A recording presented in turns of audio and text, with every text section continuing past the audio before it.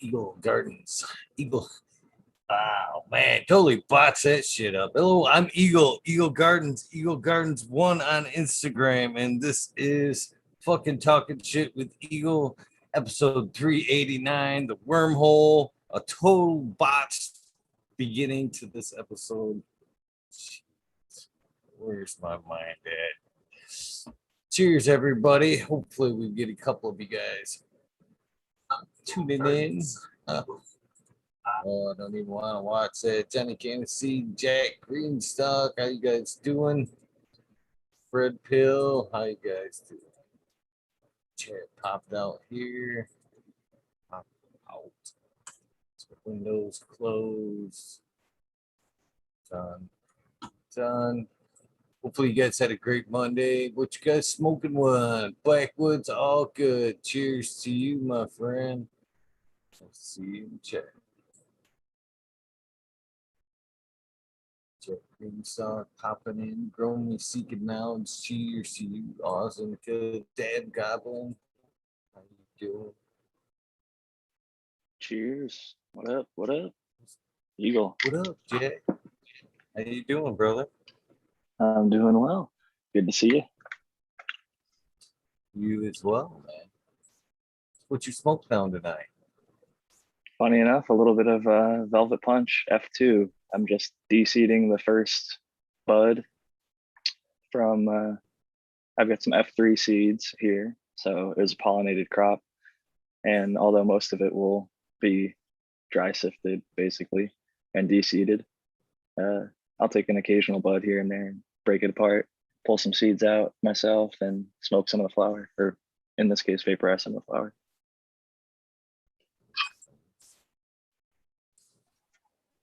I enjoyed it. I actually got, I don't know actually what, you know what they are, but the seeds from the Velvet Punch actually are going into flower here real soon. I did drop 3 of them just to see. What was that?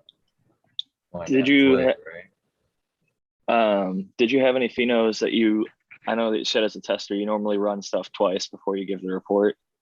Did you keep any cuts of the Velvet Punch that you ran a second time? And did you notice any difference from seed to versus from clone? And cheers, Johnny. I did not How's it going? snag clones off them, to be honest with you. And I was kicking myself because I did enjoy both phenos that did I had problems with. But yeah, it just things went sour with the cloner at that time. So yeah, I didn't, unfortunately not. I didn't get cuts of that or the Monte Delight either. So nothing from that time. It's all gone. It's all gone.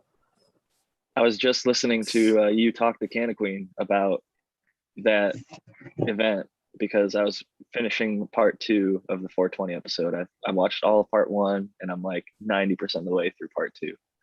So good stuff to rewatch.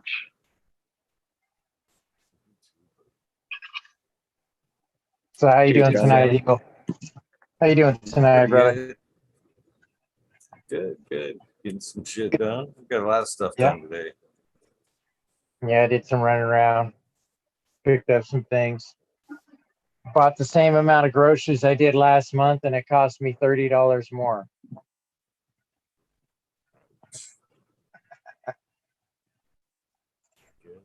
Good. Looks like shit's going up.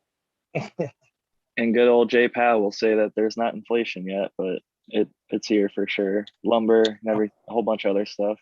But like Eagle's saying, there's people that are sitting on lumber. Oh yeah, you'd have to.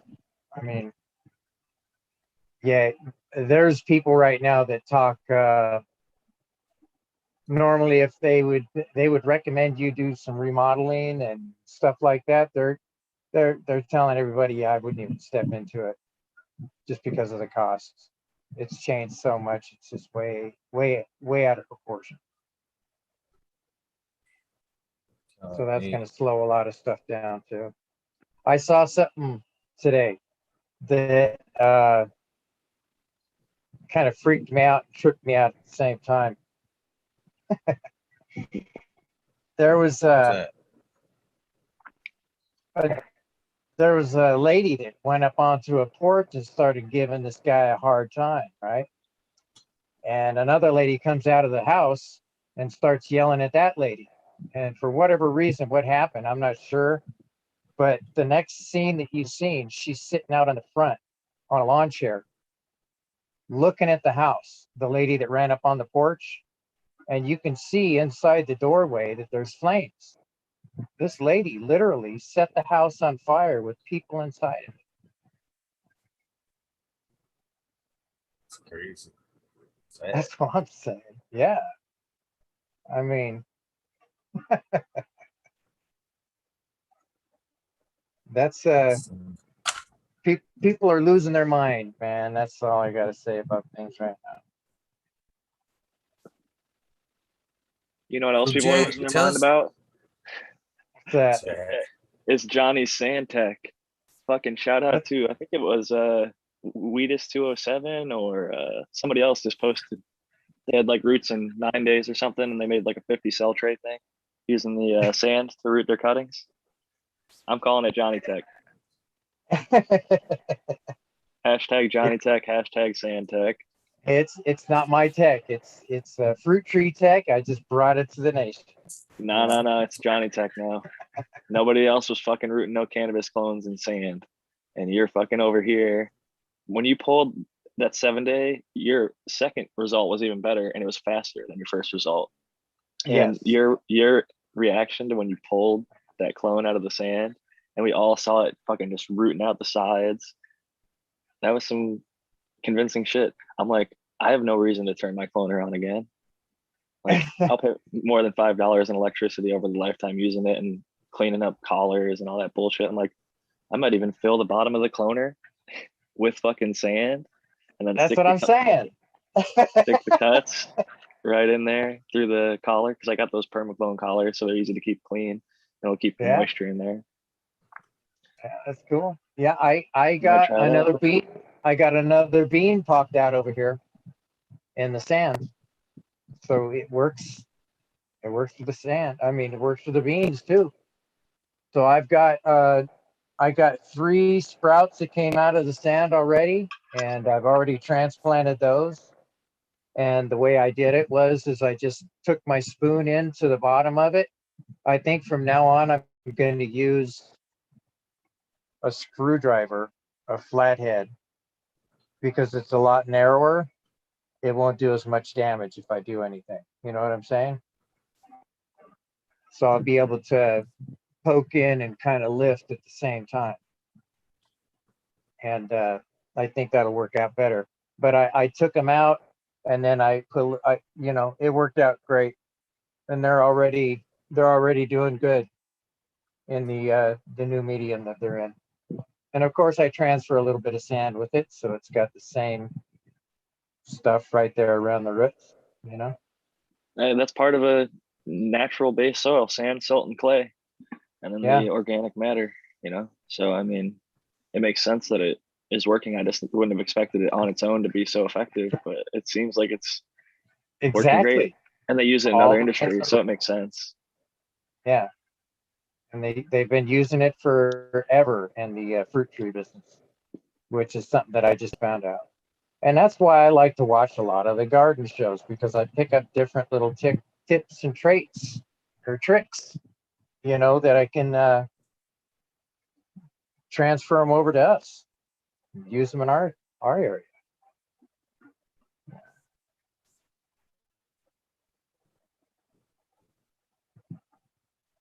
I like thinking outside the box.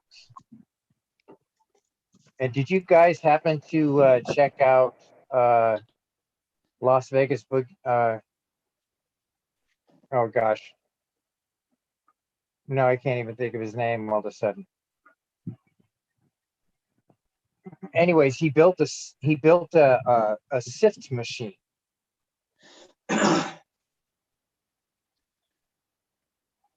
I've seen lots of people build sift machines.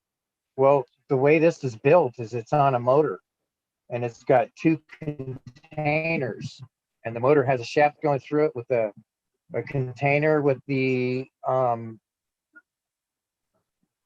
with the sift aligner on the outside of it. You put your frozen material inside of it and it turns it on, and it sits there and it turns really slow, really quiet, and it collects the sift out of it. Yeah. I've seen Yeah. that, the pollinator or tumble now, or I thought that was really ingenious that somebody's thinking outside the box and making their own little thing. All into that kind of stuff.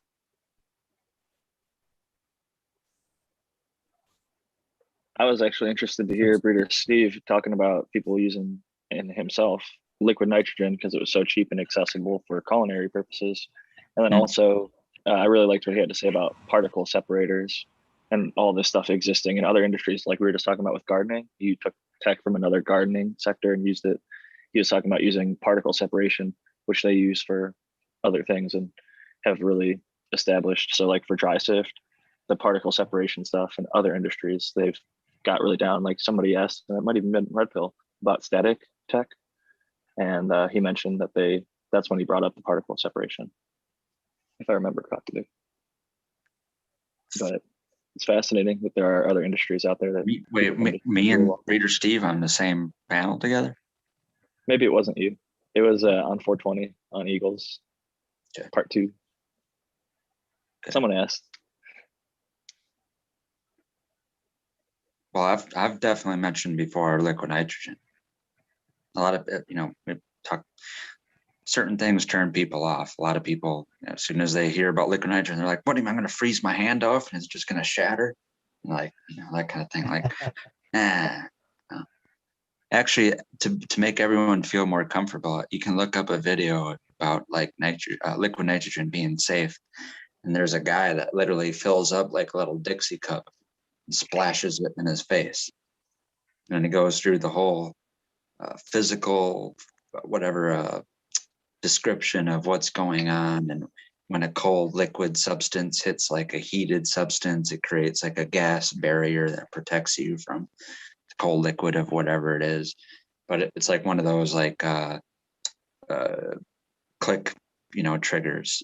It's like, oh, someone's gonna fucking splash liquid nitrogen in their face. But then you watch the video and everything turns out fine. And he explains why. The scientific explanation. Interesting. But yeah, I feel totally safe around liquid nitrogen. Like I said, that's how I would prepare live resin for solvent extraction. So you can technically do the same thing in a tumbler, dump a whole bunch of liquid nitrogen on a fresh clipped buds right off of living plants. It's going to make them little ice rocks. You tumble them in a tumbler. There's only one problem. You're getting frozen ice crystals with your sift. So then you're basically making bubble hash in the form of dry sift. So now you have to go through a preparation of drying or making that dry sift dry to not let those ice crystals just melt and make water and hash mixture. I've seen some of those tumblers that inject CO2 in there to get it super cold. And that's one process. But a lot of people, the thing that turns them off about liquid nitrogen is not so much the safety of like working with it. It's they just don't like any solvents at all. They'd rather go pure dry sift, like with just the air. Classify that as a solvent. It's just a mechanism of getting material cold. The air itself is 79% nitrogen. I wouldn't know why people would be turned off of that. Water is the universal solvent. Yeah, well, there's no solvent. There's literally nothing. There's literally no solvent. There's no solution with liquid nitrogen and cannabis. There's nothing coming into. There's no solubility of something in liquid nitrogen. It's just something that's gas turned into a liquid. I think if people were categorizing it, like if you went to a shop and they're like, "This is liquid nitrogen extracted," people would consider that like that would be, like I said, that would be a misterminology of the word extraction. There's no extraction in a liquid nitrogen sifted process. You're just saying that liquid nitrogen is there to assist the dry sifting. It's just going to get cold. It would be, well, even like people would call like essential oils an extraction, but it's not. Essential oil is a definition for steam distilled oils. An extraction would be those oils that were pulled off with a solvent. So in essential oil chemistry, there's essential oils, that's anything that derived from a steam distillation. And then there's absolute, and that's derived from solvent, extraction, either alcohol or hexane.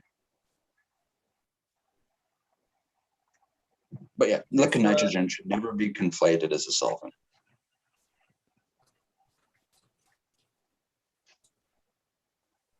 So I got me a leaf that's got a little bit of, or one of my plants got a little bit of albino stuff going on it. It's kind of cool. Leaf variegation, is that what that is? Is that what that's called? I don't know, or did you spray something on it, Johnny? What'd you do? Oh, no. Phototoxicity or leaf variegation? Yeah, I didn't spray anything on it. I'll show you what it looks like. Rather interesting. What's up, Smiley? How you guys doing? Good. Monday. Check that baby out right there. Look at that. Rather cool, huh?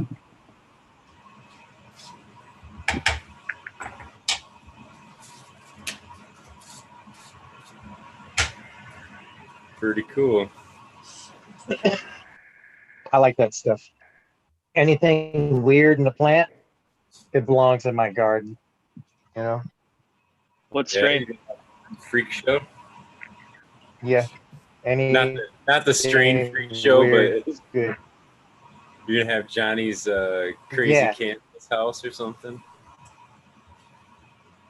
Well, I got my crazy hazy in the corner over here, and that's from one of mine that came up looking like a cauliflower, so it turned out pretty good. It's got a nice flavor, good hit. When it's midway into flower, I'd say about maybe 2/3 of the way in there, it gives off a really sweet aroma. Nice. And then it starts hazing out on me after that. Starts changing.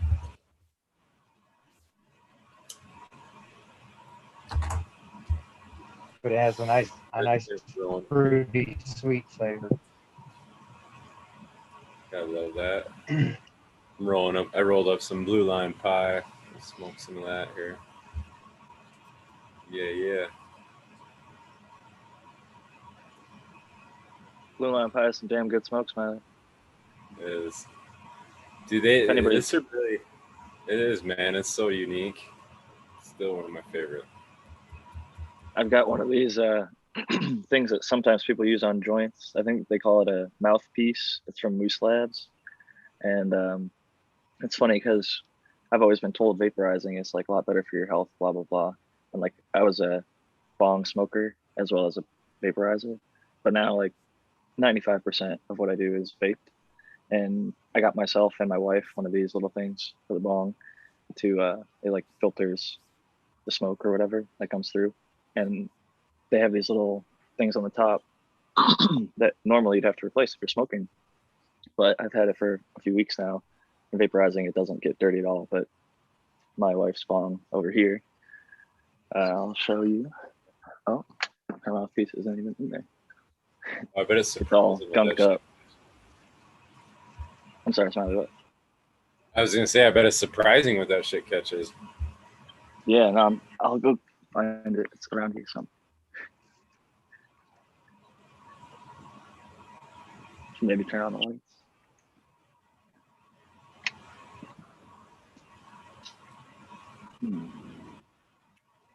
Cheers. What up, Smiley?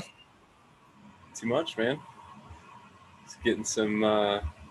I'm on here with no internet service, so I don't know how it seems to be working pretty well right now. But I'm on my hotspot on my phone, so we'll see. Oh, nice.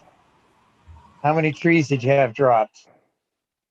There were pretty much 4, and then Four a of row them? of like shrubs and stuff was all pulled out. So yeah, I had trees cut down today, and they one of the branches. Well, they had to disconnect the cable line in order to get the tree out of the way.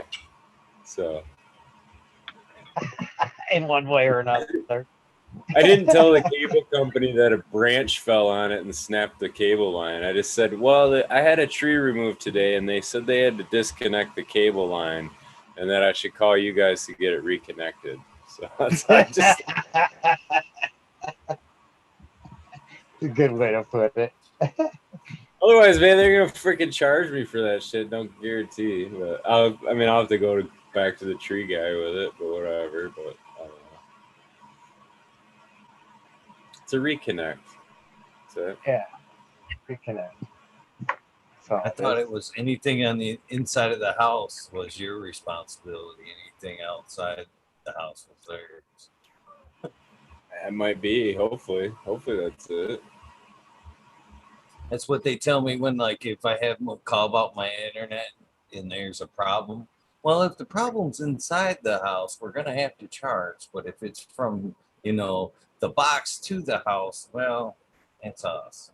Well, your problem's outside the house. It's that motherfucker that's hacked in there and keeps fucking with you.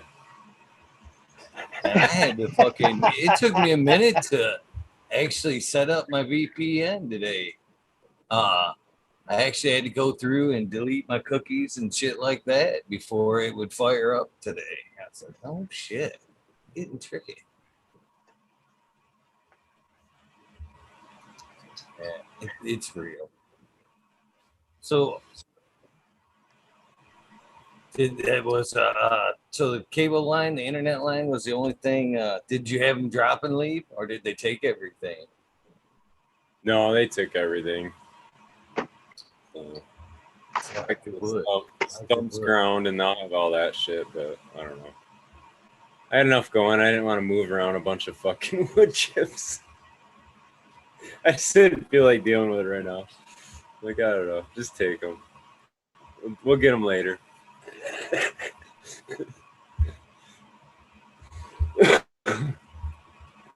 But I was thinking of using them around the yard, composting, I had big ambitions for it all, and then I was like, it kind of sucks fucking shoveling wood chips like that.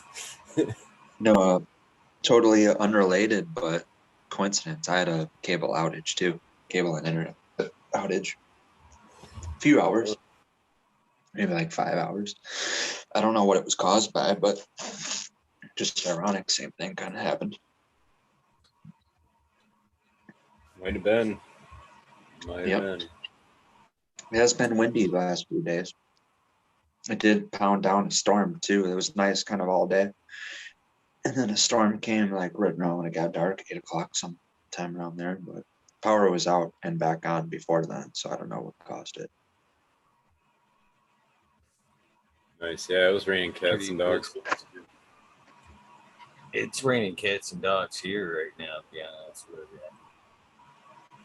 Which kind of screws me because I'm sure I'll be able to find a dry spot. But I've started my war against the vehicles already.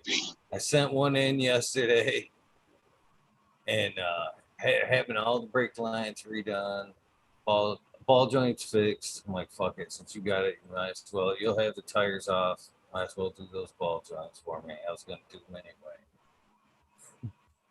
And then on the one truck, I slid under there today. That fucking Hummer, I hate that Hummer.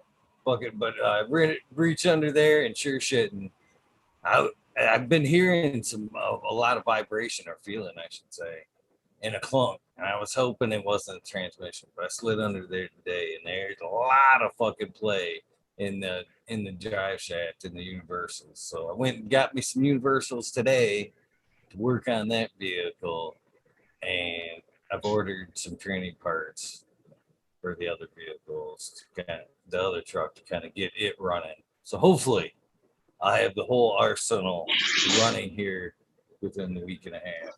Tired of this war. I'm going to win this time. Fleet is back in service, huh? Get that going. Be good. I don't blame you for shipping it out, man. Brake lines and ball joints, those two shitty ass jobs to do. Well, I don't mind ball joints, but man, that brake line where it meets at the ABS system module at the underneath the truck there, where they all gang up, and that was a clusterfuck. I could just see it. I could just see the rust, and I actually pinched off the line today and fucking drove that fucker to the. I got under there and I fucking followed it all the way back. I'm like, I don't know if this is it. It could be gas line. I'm getting close. I'm feeling wet. And then it snapped. And I was like, that was it.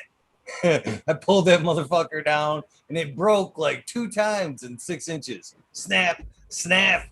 And I've got the guy on the phone and he's like, well, maybe we could do the one. You know what I mean? I'm like, fuck that, man. I drive that thing fucking everywhere. I don't want to be halfway across the state when the next one goes.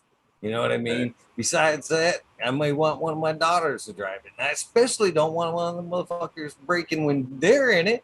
So yes, Well, fuck it. There's no. The next one's gonna blow, and you got to do an emergency stop too. You know what I mean? All of a sudden, you need your fucking brakes. That's when they blow too. You jam on them so hard or whatever, you know.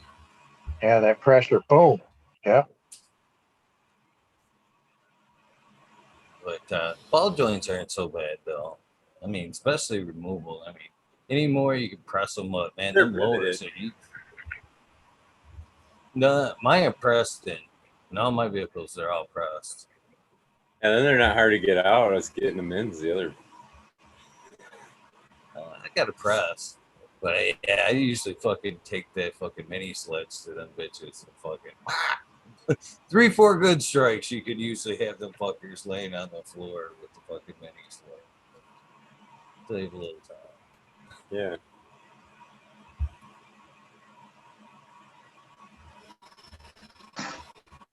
Well, I picked up my dry stall today.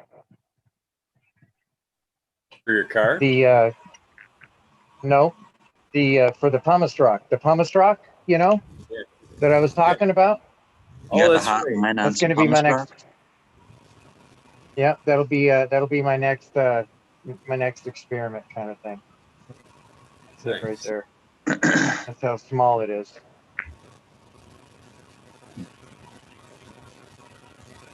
Very light. Cost me $20 for 40 for a 40-pound bag. From where? So I guess you could say it's from a horse place. Horse place. Interesting. Oh, dry. Yeah, feed. You Kind think of that's like a feed. do you think that's something a quarry would have? I'm surrounded by quarries. So I always wonder like what kind of rock and what kind of aeration and all that, what kind of rock dust. Crystals, they're quartz quarries. Crystals. There's crystals all over the damn place. It's littered with crystals. Well, I would go down there and scoop up some and give it a try. Yeah.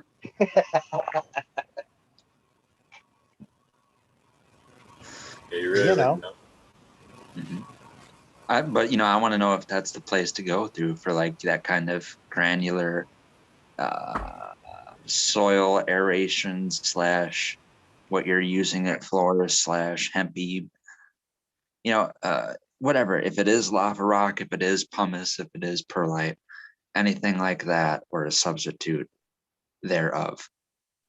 You know, there's got to be something good to use. Or just pure rock dust, you know, and like I said, it powderized and ground down to dust.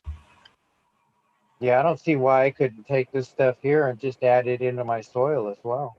Mm-hmm. Seems like it would work okay. But I'm gonna try doing a container with this stuff in it and try doing a rooting in that one as well to see how it does for some clones. Mm-hmm.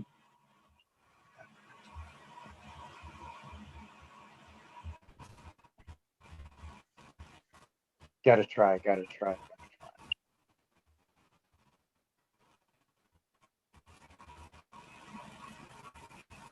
Did we lose you, Smiley? No, I'm just in the chat. Oh, okay. Just typing in chat. I was answering Mr. Scotto. Sorry about that.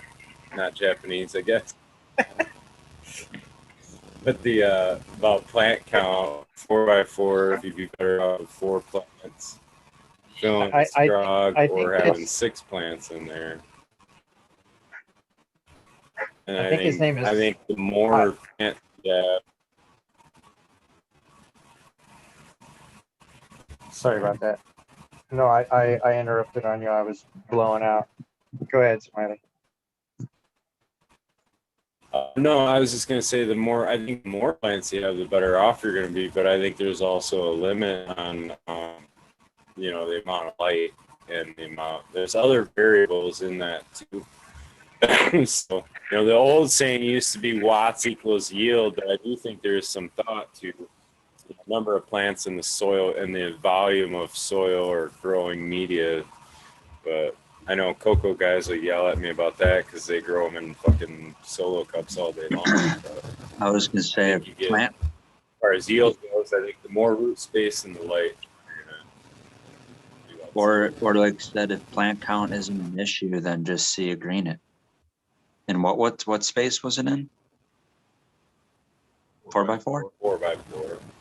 Yeah, dude, I would just put like 6 or 8 inch pots in there, do like 25 or 36 plants, if you don't mind having that many clones to take. I think at one point And it then weed becomes through them, equal. right? You can either grow one huge plant under a light and scrog it, you can grow a whole bunch of plants under a plant. But at some point my OCD kicks in and it always has to be congruent or uniform. So it has to be 1, or then it has to be 4 plants, or then it has to be 16 plants, or then it has to be 25. It can't be an uneven amount of plants or plants staggered or something like that. So.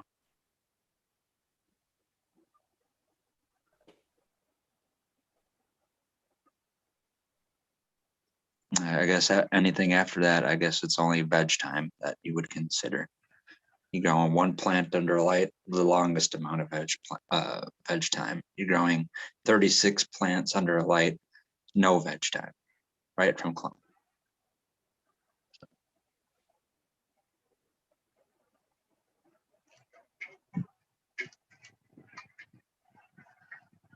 That's a whole lot of clones. Of course, I I still got. think there's a lot of few. weight to put with what Grandmaster Level was talking about with the amount of watts that you have is one of your limiting factors. So your light availability, and then the other thing that he found as far as like reaching yield, and he was using peat moss base, I believe, like Pro Mix or whatever, and he was finding that 60 gallons of soil media was what he found was great for 1,000 watts. So that would translate into like whether you were having, you would have like 4 15-gallon pots versus we've talked about this 10 before. gallon pots. Me and Surrounded by Keith were actually on GML's, I don't know, first 5 or 15 lives that he ever did. But we talked about the same thing because back then I was growing in a 3x3, the 315 ceramic metal halide, and I was growing 9 2-gallon plants. And he did the equation. He was like, okay, yeah, 9 2-gallon plants. That equals, we said it, whatever that would be, 18, 20 gallons a plant, per that 315. That was in his container space to wattage ratio that he liked. Right.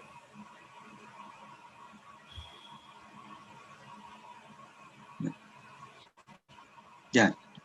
Ideally, it didn't work out, but ideally, I don't know. I forget what the grams per watt would be, but it would be actually around just a little under, or a little over. It'd be like 440, 450 grams from a 315 watt ceramic metal halide in a 3x3 from 9 plants in 2-gallon pots. obviously all the same variety, and how I usually did plant it, or topped twice to get 4 colas. So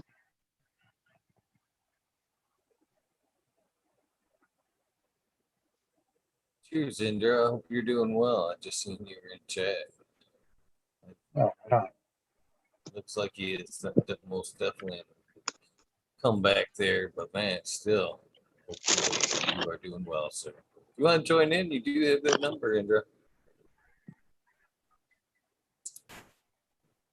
cheers. Oh, what the heck is that? Is Just that a big chatter? old flap. Yeah. Dang, that could be a what, a coaster?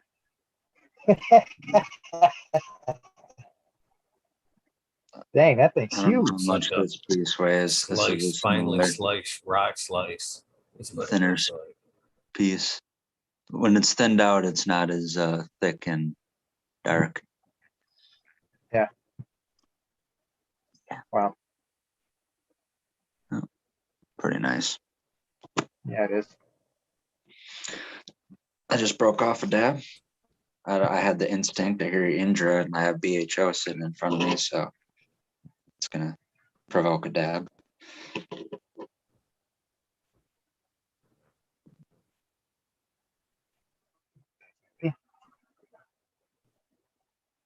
So, Jack, Yep. you never really did get to tell us grown and all that. I mean, you briefly touched on it, but you didn't really get too much into it. How was all that?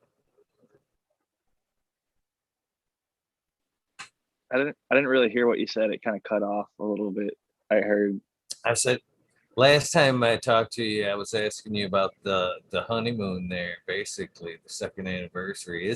Was it slash honeymoon? Second anniversary slash honeymoon? I thought so. So I never really got to ask you about I started asking you about it, but I don't think we really discussed when you made it up to sun grown and all that. How that went. so we stopped at Sungroans for a couple hours, smoked a few joints with them, got to hang for a bit. We weren't planning to stay there for the night or anything. It was just on the way through, but it was really nice to meet him. He was extremely generous. He hooked me up with a few different varieties from Humboldt Seed Company, one being Jelly Ranchers, another one was like a garlic something, but super excited to pop those at some point. He was a very gracious host. I got to meet his lady and Vigo, his giant dog, and then a little dog that I can't remember the name of, but it was very cute. And saw his. It was cool to see his whole setup. Like his 6-plant grow is so much larger than my 6-plant grow would be because he's outdoor, and having a 100-gallon pot, seeing where it came from, and like he had like a baseball bat club from one of the stalks that's like hanging on the wall. Like he has like his computer set up or Oh, whatever, and fine. like right next to it, this thing, it's like bigger than my head, the stalk, and it's literally like, I want to say where he cut it, and just the carcass, there's like some nubs on it and stuff, and it's probably 5 or 6 feet tall, and this thing is like super light but super solid. It's just like crazy. It's dried out over time, but he was a super cool dude and had great smoke. I got to smoke on some of the I think it's Cosmic Blue or something. It's one of Humboldt Seed Company's Gorilla Glue crosses that he really likes, and Sun Grown he rolls up some fat ass joints. So we had a good old time. Took some dabs on the Puffco with him, and I wish I would have had more time. We were kind of just bouncing around up there, We only had so much time. I stayed over at Aaron the Grower's place for the night, one of the nights on the honeymoon. It was cool to meet his wife and child, and got to see his spot off grid. He's like true off grid living, man. He's up there in an undisclosed location, and man, it was a great fucking time. I have in the Curador next to me, I have this big old, I'll pull it out. Fuck it. I have this giant glob of hash rosin. from the very generous Aaron the grower. And we've also got some high CBN RSO. It's got like 7 or 8% CBN from Aaron.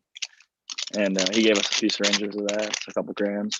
But then this is probably, I'd say, a little over an eighth still of some hash rosin.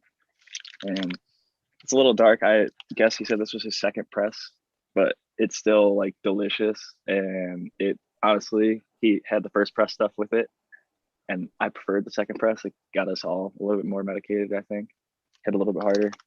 Something about that decarb. Less terpy, but still really flavorful. It's granimals. It's got a little bit of like a cinnamon note, a lot of gas, fuel. All I'm smelling right now is Velvet Punch stuff. Like grape, floral, gasoline.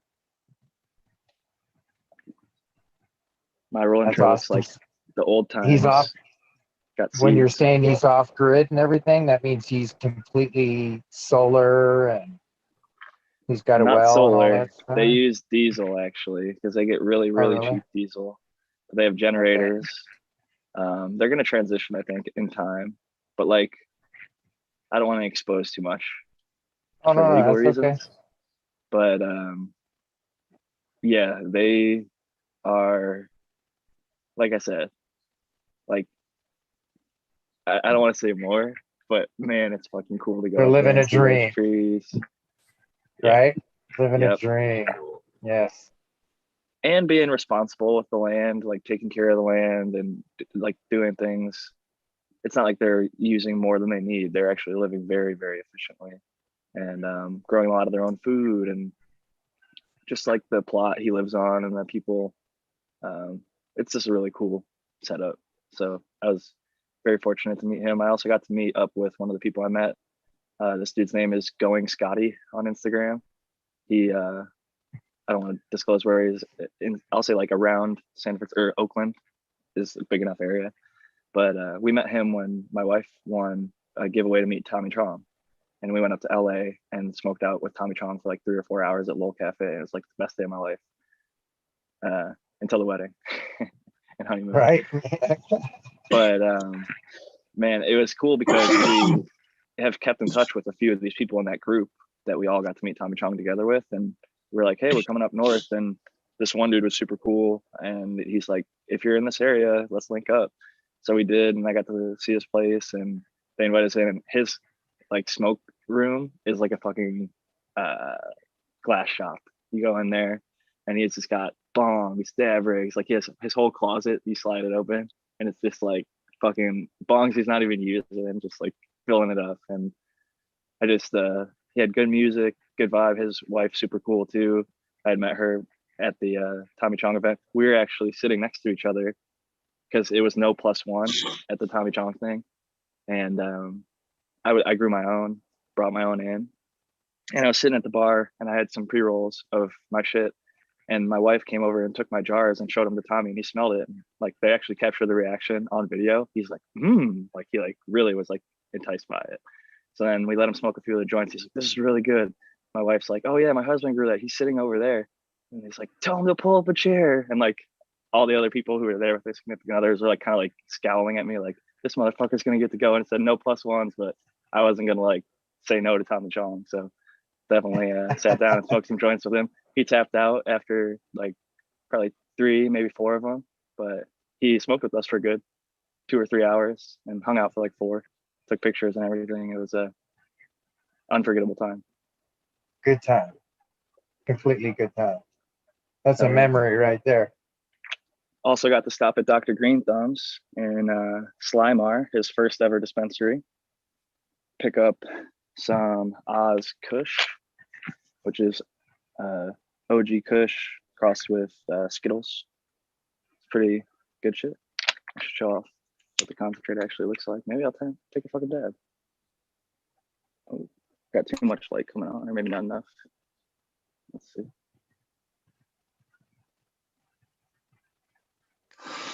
Oh, it's got I think the there's a drip lid seal. on it. Yeah, Drip it's got the seal. lid on it. There you go. I was going to say it's pretty white. There you go. You can see that. Yeah, some of the That looks lids good. have these to trap the terps in there. a little bit better. But yeah, it's citrus, fuel, some good stuff. Have you ever had a green dot from Colorado? I have not. Everybody talks very highly of them. Ross Jeff. I I was gonna heard. say, you just didn't hear it from me, right? Other people, right? No. And somebody else was like, "Oh, I think I was just watching. I swear it was you on the 420 episode talking about it, or maybe it was somebody on the late sesh was talking about when they lived in Colorado, they liked green dot as well." Yeah, I've definitely mentioned Oh, it. It's really, really good. When I went to Colorado, that was the first taste of something that reminded me of something, that came out of my garden. When you kind of get, I'm sure this is a common thing with everyone, you get disappointed when you go to a dispensary and see what's on the shelves. So when I found something that was satisfying, like I said, came from my garden, that was kind of what got me hooked on that. And then it ended up being something where, like, yeah, me and this guy have to have the same palate, because he was doing a bunch of Bodhi strains, a bunch of DNA strains, a bunch of TGA strains. Like, it was like we have the same palate, fucking strains and flavors. it was Brothers. Rasta Bob and Cass both had green dot on 420. And Cass was like, "Oh, I miss green dot." I think she was in Texas, so maybe she has different concentrate, but she's like, I think I Green Dot. saw her with that, and then that made me nostalgic for it. Yeah. That's what it was, Eagle. You remembered it correctly. I'm fucking up. I'm over here fucking all medicated, feeling good.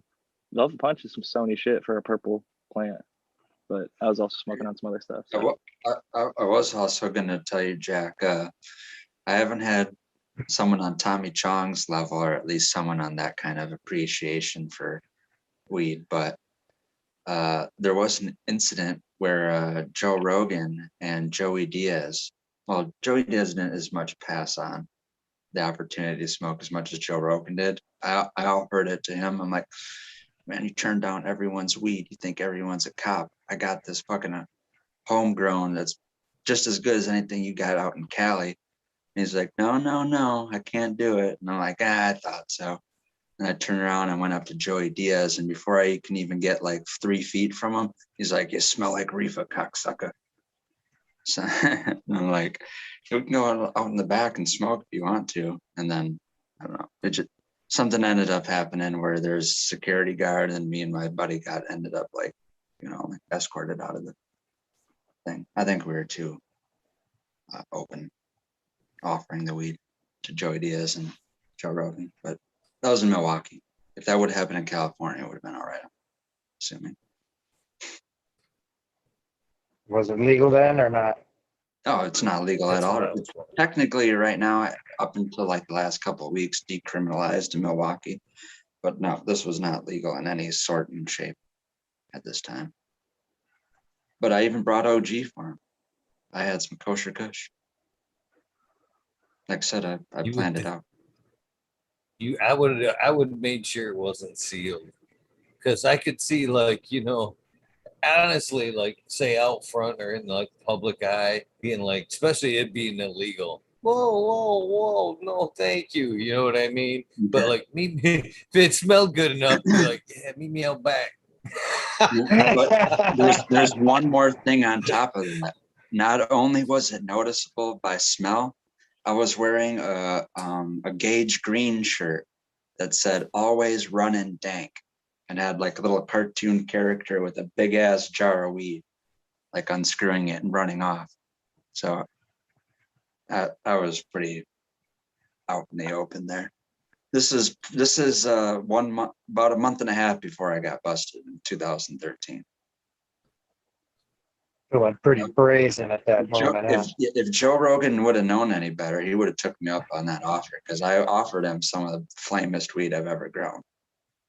So, and Joey Diaz, like he passed on it, but he's definitely recognized it before I even said anything to it.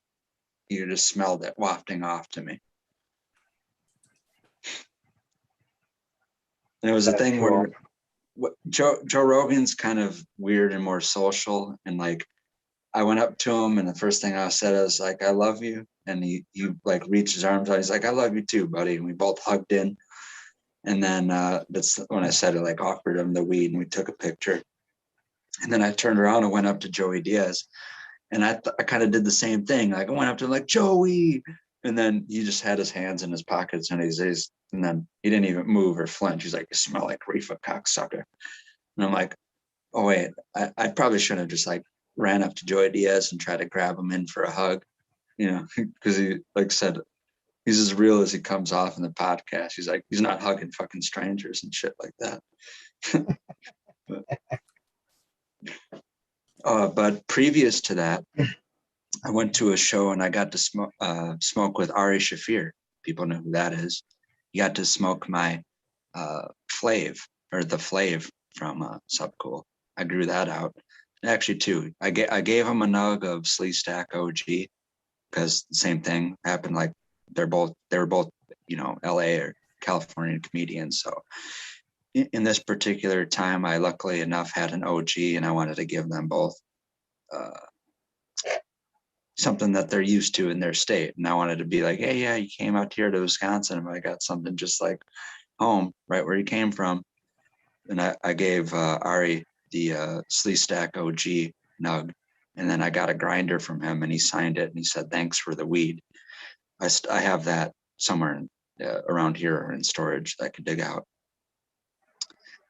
But yeah, we smoked the Flav before and after his show. That was a weird thing. That was like a thing where my buddy who lives, he went to Milwaukee, UW Milwaukee, and he was in the part of the city where all the kids that go to that school live in or rent, you know, houses in. And that's where this little tiny small comedy club was at. And so he told me, he's like, "Hey, this place that Ari Shafir is going to be at is literally just across the street from where I live. You want to come up here and go to the show?" And I'm like, "Yeah, sure, pick me up." And I'm thinking, well, man, you know, I'm thinking like everyone thinks of it as like I do, and like, oh, here's a big podcast star and a you know, popular comedian. And I'm thinking of it, this is before like a lot of those people's stardoms. And I thought it was going to be packed, like it was going to be hard to get into, like wasn't even going to get a ticket to the show, let alone get in the building. And it was the complete fucking opposite. We not only was it no one there, but it was just the people that ran the venue or the bar and the theater that it was, and Ari Shafir. It was the door guy, the couple that owned the building, and Ari Shafir. And me and my buddy walked in there, and the reason on our way to go up there, he landed and he tweeted, he's like, "I'm in Milwaukee, someone bring me weed." And I'm like, "Oh, okay, I'm gonna be that guy." So we went up there, and I'm thinking like, man, I'm not even gonna get to see him, let alone get him to try my weed. And it was so awkward because it was completely vacant, and it was just like me and him. And that we immediately, the people that own the place, and my buddy and me and Ari, we went into the back, what's known as the green room in the comedy thing, where everyone just chills and prepares to go on stage, and just sat there smoking joints until the fucking show started. And then after the show got done, after it was all packed, like the bar and the theater area was literally jam packed with people. And the opener and the middle act, and then Ari all went to the back with the bar owners and a couple other people, and we all started smoking joints again. And then me and my buddy were like so ecstatic from that experience. We went back to his little studio apartment and had his buddy come over for another sesh, burn more joints. And we were like talking and yelling so loud. We were so excited. We're like, "Well, this happened and that happened, blah, blah, blah." And then the people in the thin ass studio apartment things were probably getting so annoying. We're like, "Oh, dude, we got to go. We got to like leave." And like, cause this was in Milwaukee. I'm not too far away. And so I'm like, "Well, we can just crash at my place." So then we hopped back my buddy's car, went back down to a diner near my house, ate, and then like I was feeling so happy and stuff, I left like a big tip for the waitress at the diner. then went back and crashed, and it was, it's like one of those best epic nights. But got Ari Shafir to try some TGA weed grown by me back in the day. Awesome. That's a good experience. Mhm. I Hope don't that have didn't any. take up too much of the wormhole to discuss that, tell that story.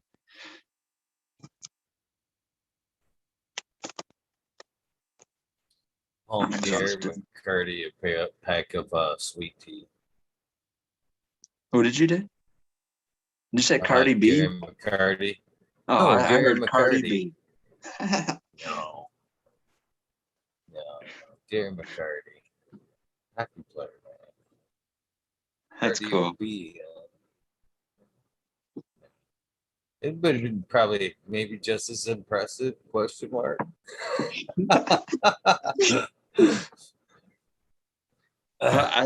Yeah, and I didn't know if there was going to be nowhere to top that if that was the case. Like, I don't got nothing. Yeah. I would go on to there. Now, that's a really big highlight. I like that. I was just talking earlier. That's something that I really want to get to the point of, want to share an experience with you guys. I want to get back to the point where I got some really good weed that I'm satisfied with and really impressed with, and go to an event or share it with you guys and have you guys, sample it and see if you feel the same way or have the same reactions that my buddies had back in the day that I shared with. And a lot of, same situation. Like a lot of people I would smoke with back in the day would be like 10 years older than me and have 10 years more experience. And then they would tell me I did a good job and it would make me feel good.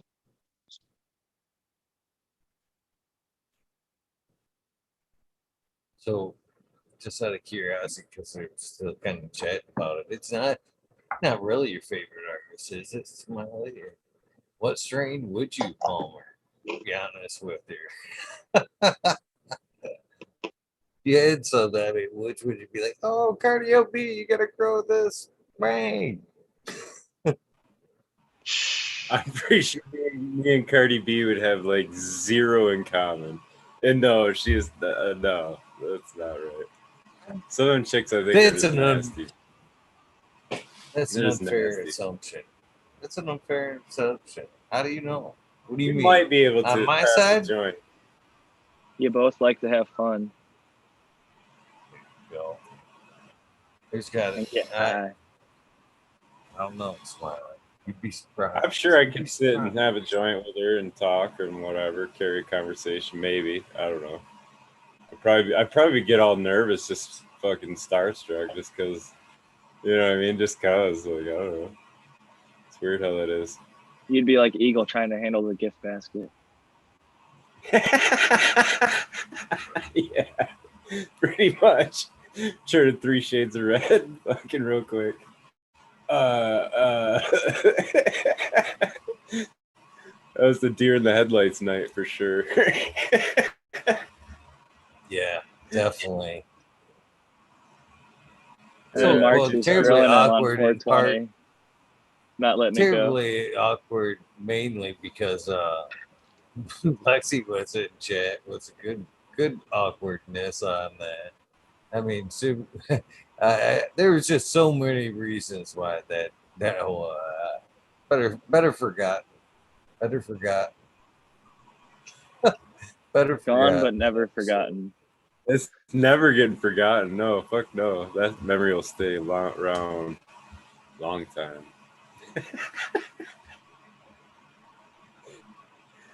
Oh, shit.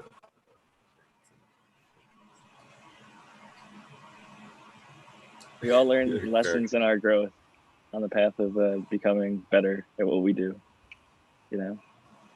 So I think it definitely made you reevaluate everything in a good way. So something good. There's a silver lining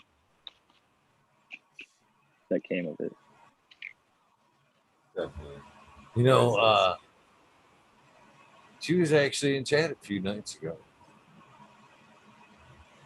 It So actually shout out to staggered Canna Butter me. Babe. I hope so. It staggered me almost just as much. I mean, for about 20 seconds, I was like, really? Really? And I was like, how you doing? I actually invited to watch the last night's episode, or was it last night's episode? With The Carol Ann. next episode. Carol Ann. Yeah, yeah. It's like there's another edible episode coming up. Oddly enough, after I thought about it, they're both butter episodes. I'm surprised. Yeah. That was the first drag queen appearance on the show. I thought that was a good diversification. Smiley and I were talking about that's like something new and exciting for the show. I thought it was a great episode. That was actually one of my favorite episodes. I thought they were endlessly entertaining last night. Couldn't have asked for It was better a good guests. show. They've definitely got a niche, like I said. I really do hope they start that YouTube channel, that cooking channel. They said they've got it going. Yeah, that's cool. Like I don't mean to sound like a dick, but and this is just totally my ignorance. I'm not meaning anything, but like so they do drag, but they're not exactly trans. Is that kind of the way I understood that? Is there a difference? So there? drag doesn't have to do with sexuality. Drag just means dressed as a girl. DRAG typically. Okay, right. So like a drag queen is typically a man dressed as a girl. And then there's like what they call drag kings. So it wouldn't be dressed as a guy instead of dressed as a girl. So a drag king would be like a girl dressed as a man. But it doesn't necessarily have to do with sexuality or orientation. It's more a performance. Although I would say that's what I was kind of understanding. Yeah, because they said they performed as drag or whatever. That was kind of, I don't know.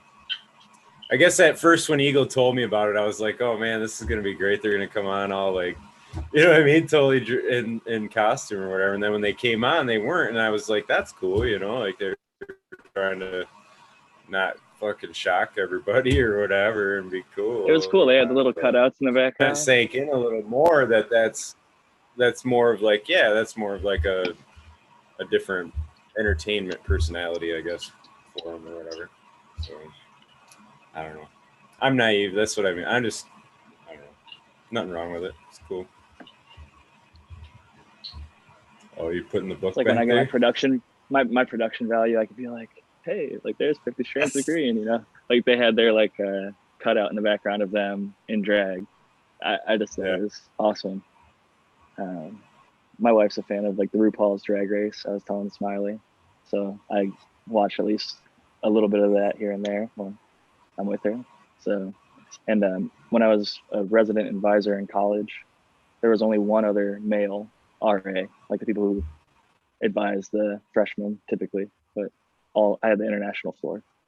Anyway, the only other guy happened to be an openly gay man who was super cool, but we got roomed together in like this studio apartment because they give you a free spot to live as part of like being the RA as part of your pay. So I got to know this dude, and he was also really into RuPaul's Drag Race, and that was my first time ever being exposed to like the drag scene, drag queens, and all that. And I'm from Ohio, which is Midwestern, and I moved to California, which is, you know, on the West Coast, which some people call the left coast. It's a lot more, I'd say, liberal, especially in the college settings, than where I was used to being. But I love all people, and you know, I don't judge anybody. I think it's really, like I was saying to Smiley, what I think is really interesting is it reminded me of the cannabis scene in a way that they were both looked at with so much stigma and stereotypes and misunderstood by the outside communities, family together, where no matter what, if shit went down, they would look after each other and they loved each other and they had this community that was really strong. And like, not everybody understood, but they would go to these events and they would travel and they would do just like we do. And a lot of people looked down on it for a long time. And now it's more becoming like accepted. And I'm happy for both communities. I'm happy to see them do well in the cannabis community because it makes sense. Like we like flashy shit. It is so true too, Jack. Like we say, there's so many similarities. Like, you know, like you were saying, you knew your roommate or your whatever. If you had a friend that was happened to be gay, it just automatically meant, oh, you know what I mean? Like back in the day, it was like, oh, you're hanging out with him, you know, so now you are. And if you think of it, it was the same way with weed, right? Like you would be like, people be like, oh, you're hanging out with that kid? He smokes weed. There's You know, what are you multiple smoking forms of weed the too, or closet. whatever? It was like the automatic assumption that, well, why are you hanging out with so and so then? You know. Yep. I mean, I think that Rick, I should say Mr. Soul, says it well, that like maybe it's a little insensitive, but he says weed is the new gay, and it's like you're coming out of the cannabis closet for a lot of people now, like professionals that come out of the closet. Yeah, I mean, that's what I was just saying. It's just there's more than one definition for a closet to come out of. So I definitely think that both communities have understand what it feels like to be the misfit and to be like looked at as like lesser, and have this community that we all understand. And you know, I'm almost happy. It's a weird thing to be happy about, but I'm just glad there's more people that look at it as a discrimination thing. And we're as weed consumers, weed growers, weed enthusiasts, we are discriminated against for a long period of time. And now, because it's becoming cool, it's less discriminated against. it depends on where you live. I mean, they're still locking people up. I'm a big fan of the Last Prisoner Project. Until there's nobody locked up for cannabis, I don't think that we've won this fight. We're far from. You don't have to explain that to me. Well, I'm just saying. Yeah. But the picture you're kind of painting is that we're moving into the direction. I get that it is becoming more legal, but there are still lots of people. It's not for me right now. I'm envious of all you guys. Well, I moved here, man. I'm a cannabis refugee. I chose. I left my family. I left everybody behind. I got the fuck out of Ohio. Too. I lived in Colorado for 6 years. I'm only back here in Wisconsin because of COVID and plus other circumstances. Same thing. So. Refugees. I like you use that term, and I used to be ashamed to use that term because other people would get offended in the same way that you don't have PTSD. You don't know what it's like to go through, X of whatever I went through, even though I do have PTSD, and I am a cannabis refugee. I don't like being discounted in those kind of, ways. Yeah, I mean, when I got arrested at 16 for 0.2 grams of shake in a bag and got my ass kicked while I was cuffed by the cops, and then there was no repercussion at all. Like, they didn't give a shit. Like, and you heard what happened to me. The judge signed a warrant for resi toothpicks. They watched my house for a week to try to find people leaving my house to pull them over to see if they left my house with weed. It didn't happen because that's not what happened. They kicked down my door because of resi toothpicks that they found in the trash can for me cleaning out a bowl, and they pulled me out of the shower butt naked. So that's bullshit. That's fucking bullshit. I don't know. I guess what you do as a cop when you're in the shower, but fuck, man, let him get some fucking.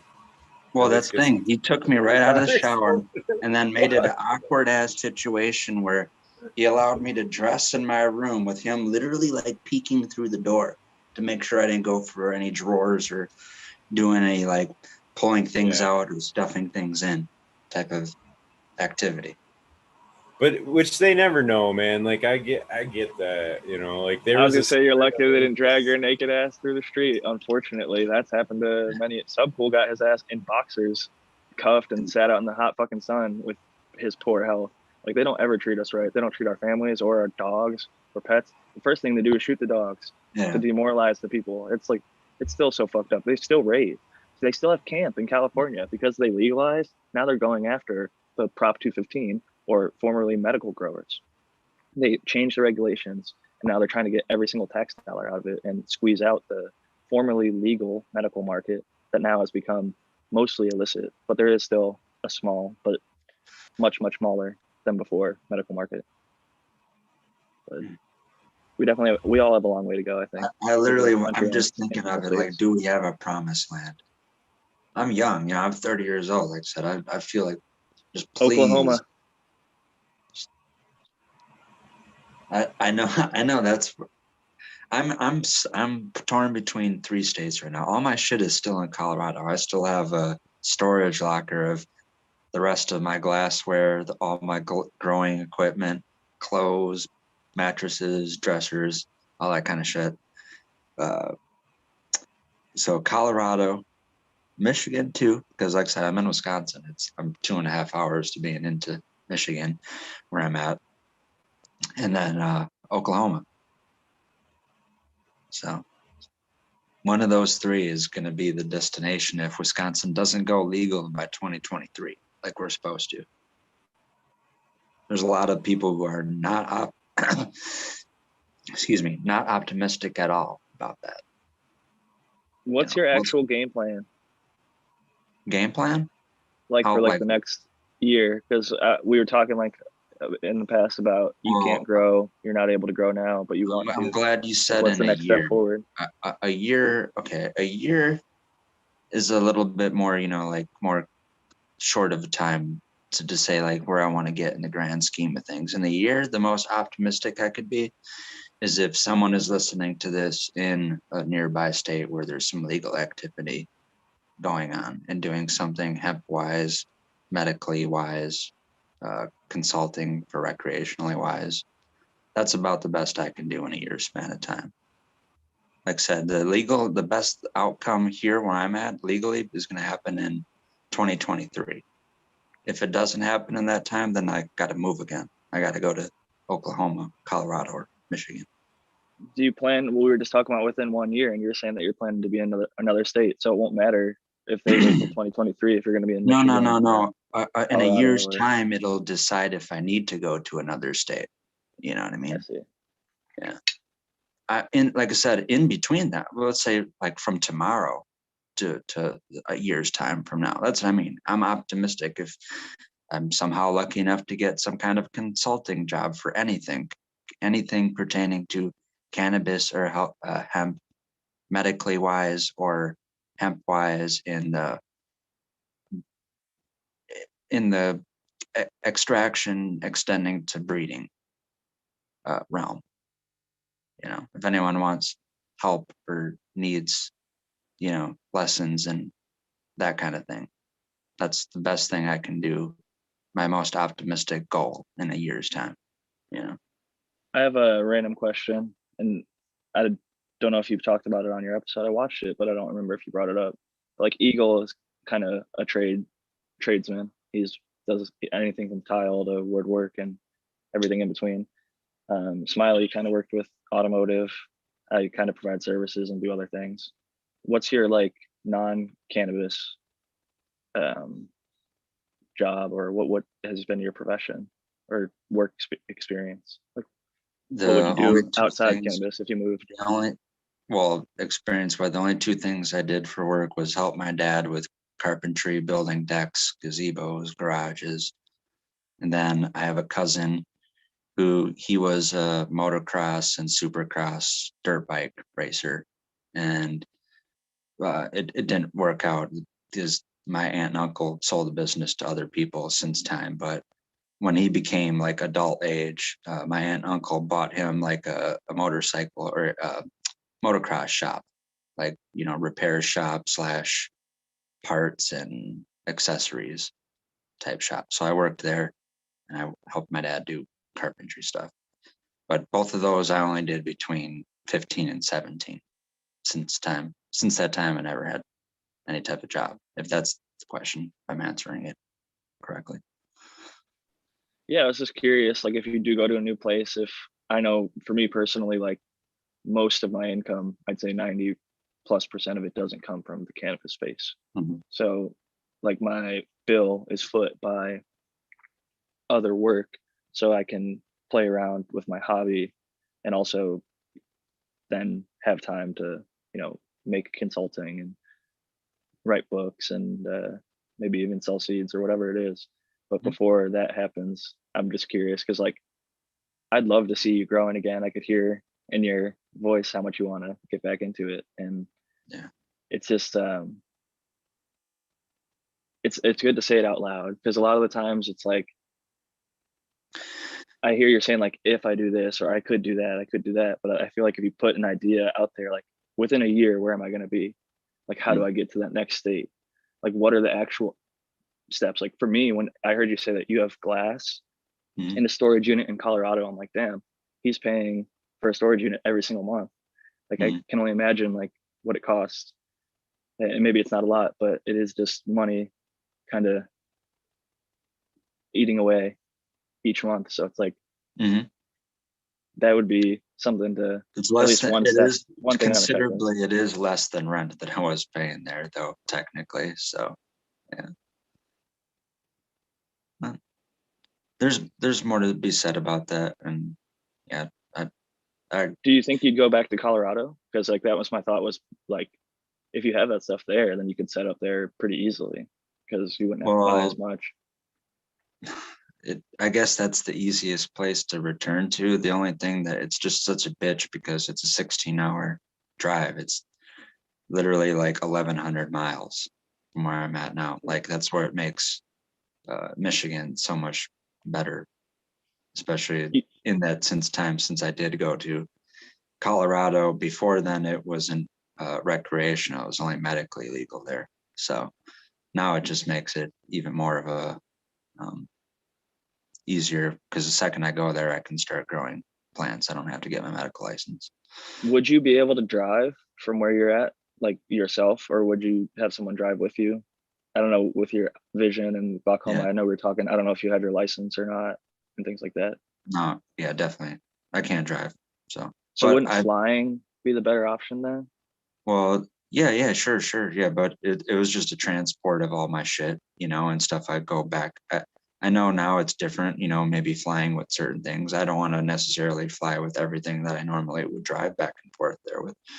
I feel weird. Now, the more we talk about this, I feel like it's more like going more and more like shit I'd talk about in private conversation. But this show is about our real lives, and we talk about our real lives all the time. And I want to see you like succeed. To answer your and question, though, to go back to something you said, there was a situation I ran into, like right when I started posting more videos and stuff on plants that I did grow on Instagram and YouTube.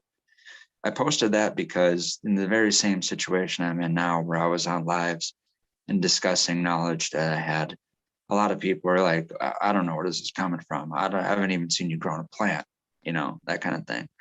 So I only put videos up, and I got a CMH light because that's back when already people were poo-pooing that. And they're like, CMH. They're like, no, man, I'm all about CMH. I'm going to get one of those lights, grow some plants and document it and just show you what I can do. And the same thing is almost like right now, where, and it's only different because I don't have that tent. I don't have a 3x3 and a 2x2 tent that I have in my bedroom that I can grow in, because I was in an apartment in Colorado. So now I'm back in Wisconsin. I can't necessarily do that as easily and document it, broadcast it live. I can still kind of have to agree with Jack. I feel like you're creating barriers. What would you do in my situation then? If you know me as well as we've got to know each other in this short amount of time, what would you think the least path of resistance would be? You gotta set that goal, like Jack said. You have to put it in the ether. If you want to go, you have to put it in that. You have to put it out there. Set a date. If you want to really come to Michigan, it's not that hard, man. There's a lot of great people here that would help you out when you got here, I'm sure. So as far as the stuff you have, I mean, you seem like a pretty young man. I mean, there's not much that can't be shipped. Hell, I moved with a whole lot less. Hell, take a duffel bag full of clothes, put the rest in fucking. Well, this is reminding me. I do want to bring up this is what reminded me of why I went to visit Subcool, is because I don't want to get too into what was going on there, but someone that was supposed to do a lot of hydrocarbon based work for him it didn't fall through. And just, I don't know how it ended up being, but the crowd that hung around Subcool also in that, you know, circle of friends, I ended up falling in. And in the same circumstance, like how I'm talking with you guys here, that does tend to be one of the, you know, the things that I kind of, you know, focus on or have a lot of, I don't even want to call it expertise. That's the word that came to me, but I'm not going to say that I have that anyway. But that same thing is in a weekend's time, like my buddy was like, hey, do you want to come out here and see if you can get a job doing, you know, extractions for Subcool? And I'm like, okay, yeah. So I hopped on a Greyhound bus and went right away. And I contributed that because I didn't have anything holding me down in life or anything that would hold me back from doing that. You know, my you know, Nug Assassin, my buddy, gave me that opportunity. And I literally that night, you know, got the money out of the bank, and that morning went and bought a ticket to go to Arizona on a bus. So I am that enthusiastic and that willing to make like a second drop of the hat to if there's that some kind of an opportunity to make that big of a commitment. And I felt that way about a lot of things. And that is, I guess, like I said, because I do realize that I'm still young. You know? But I don't want to, if anyone wants to not, I'm comfortable now at this point. I could keep going, but I don't want to be open to the worm.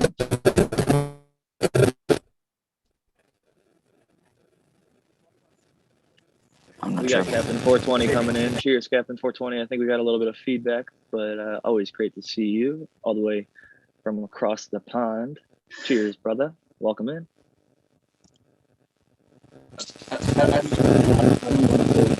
Hey, how's everyone going? What's up, Captain 420? Hey, not a whole lot. I was just over with Filio Phil there, trying to get him a new wheelchair. It seems like every bit and piece on his wheelchair is falling apart. So, you know, I heard that this morning, and we're going to get Filio Phil his wheelchair so Mr. Toad can get around. So, you know, like everybody's talking, you know, you need to get out of where you're at. It seems like you'd love to grow. It makes you happy. Eagle said it. Michigan is not that expensive, brother. Yeah. Just don't open your mouth. Don't tell people what you're doing. Don't have people over and blow it up. Yeah. You know, you look at it this way, a couple plants pays for your monthly rent. If you can't grow a couple plants a month, even off the 12 that Michigan gives you to no, that's no problem. suffice your medical needs and to help pay your rent, you know, 12 plants can do it. That's no problem. It's just you need to get up and move, buddy. Yeah. You know, a lot of people didn't think I was coming to Thailand. They were all like, what the fuck, you going to Thailand? And then they thought, oh, it was just all this bunch of talk. And then all of a sudden, guess what? I ain't in fucking Michigan anymore. My house is sold. I'm in Thailand because this is where I needed to be to feel better. Jack moved out to California because he was tired of getting $125 fines for a little bit of pot in his pocket. It's like everybody in Michigan. Come on, go out and get your medical card. You know, even if Michigan didn't go recreational, everybody that has a chance to get a medical card should support that medical, because that medical is a get out of jail free card. Or at least that's the way I look at it. It's a huge fight in court that is in your favor, versus juries look at somebody for when it's your medicine versus when you're just doing it for fun. Like, they look at you so much more favorably when you have that medical card, and it gives you a lot more protections for so many different things. So I got my medical card as soon as I legally could, in California. So it was definitely worth moving out to California and taking advantage of these growing rights. My cat said hello. I carry a medical card, a Michigan medical card, and now Thai medical papers. So, you know, I support wherever has medical, because if we don't support the medical, the recreational and big business will take the medical rights away. We lose the medical rights, then we lose all thoughts about legalization. And You know, that's exactly recreational is great until it becomes legal and we don't have any fear of going to jail for putting a couple plants out in the backyard. It don't mean shit. they keep making the argument that when they legalize it, they say, oh, here, now it's legal. So that whole excuse of you using it for medical reasons, don't worry about. It's legal now. So is it legal to grow as much as I want in my house? Because 12 plants really doesn't take care of my medical needs. But the thing is, the end game of It'll take care if of this we- week, but next week I'll be out. The beautiful Yeah. thing in California is we can grow a garden to the patient's Mhm. needs. So if you're not selling it and you are just growing for yourself, you can grow as many plants as you want if you get your doctor's medical recommendation. I have a limits exemption. That's what it's under. Proposition 215 still exists in Prop 64. Cheers, There's Green 13. Great to see you. Another guy across the pond. We're so fucking international right now. there is an end game to what Captain 420 said, though, and it is, if we do accept the end of medical, then you'll never get federal it's never going to be deregularized, because they're never going to accept that it has a medicinal benefit, and it's always going to stay Schedule 1. I suggest when we do the reunion, though, we do it in Thailand, you know, because like I don't feel that international. I do. Yeah, I can tell you what. The weather and the we food could is open up, nicer you over guys there. all come here. Yeah, I know it's like 85 out or 95 out right now and sunny. Yeah, that's another thing about Thailand. It's either raining or it's sunny. You don't get an in between. The place for us to honestly meet for the probably lowest buck for everyone to get there would be meeting Johnny in Vegas, because they subsidize all that travel for people to come in there and gamble. And they got legal weed. They got shops there, and you could also probably, if you're crafty, bring some of your own wares to show off with your buddies. If there's ever a Eagle showdown in the US, throwdown. Mail I it first. travel international with my weed. I have too. Really? I took mine to the Dominican. Yes. When I go to Cambodia every couple times a year, I take it to Cambodia with me. And now my Thai medical papers allows me to travel with it here in Thailand. That's exceptional. And Jack, your California card, you guys in Michigan, your Michigan cards, they're all good here in Thailand. What about Colorado? What about an expired Colorado? Will they pay attention enough to that? Yeah, it's expired. Oh, as long as you got something from a doctor saying you need cannabis, I don't even want to pull it out, but here's how unofficial it was. It's literally a white piece of paper. They didn't give you a laminated card. It's not a photo ID. It's a white piece of paper. How unofficial is that? Like, I'm supposed to, like, where you're at, show up to the Thai border. Look here. Dude, here's some people here get a fucking email, a screenshot, you know, as long as it's from a doctor. Exactly. I don't know how do they have where's their clearance house of frauding, or, you know, what's fraud and what's real there? Mine has a 24-hour thing. You can go on and type up the website and check. Oh, for sure. Mine does too. But mine is, I'm just telling you, unless if they don't do that, what I'm showing them is literally like a printed off piece of paper that you make on your computer. You know, It doesn't look legit. I actually would like it if it was like an Just actual. to cover this, Red Pill, you don't have to worry. No matter what Captain 420 says, when you arrive in Thailand, I strongly suggest you do not use your Michigan or any medical card. I would much rather be on the DL than trust any Thai police officer. Oh, yeah. No, but all I'm saying is like I would like them to take it serious enough to make them a hard plastic copy ID. You like don't bring up any of that until you're in a position. Well, go to a real fucking state that actually gives. This was Colorado. Card out Did like you? Michigan or California.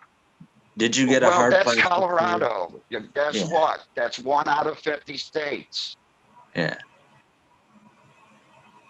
But all you need is something from a doctor stating that you are benefited by the use of cannabis. That's it. I'm just thinking of Thailand. It's easy. Yeah. Okay. Well, that's what I Been mean sitting about the over ease here of things. giggling about this since Jack brought it up. I have to agree with him. Vegas sounds incredibly fun, and I don't mean to sound all Sam Kinison about this shit, but I'd be dragging Red Pill to the Red District, send him home with a fucking smile and some clones. Why? Because I myself was married for fucking 20 fucking years. That'd be the first spot I would have to go to, and I think Red Pill would be a likely. Yeah, and here's where I'm leading off with this. Who's just teasing me right now? And after we end the wormhole, I'm gonna be sad and disappointed. And who's funding this fucking Looney Tune trip? Huh? We'll pick you up on the way, Red Pill. Come we'll on, bring you back go to fund, Michigan.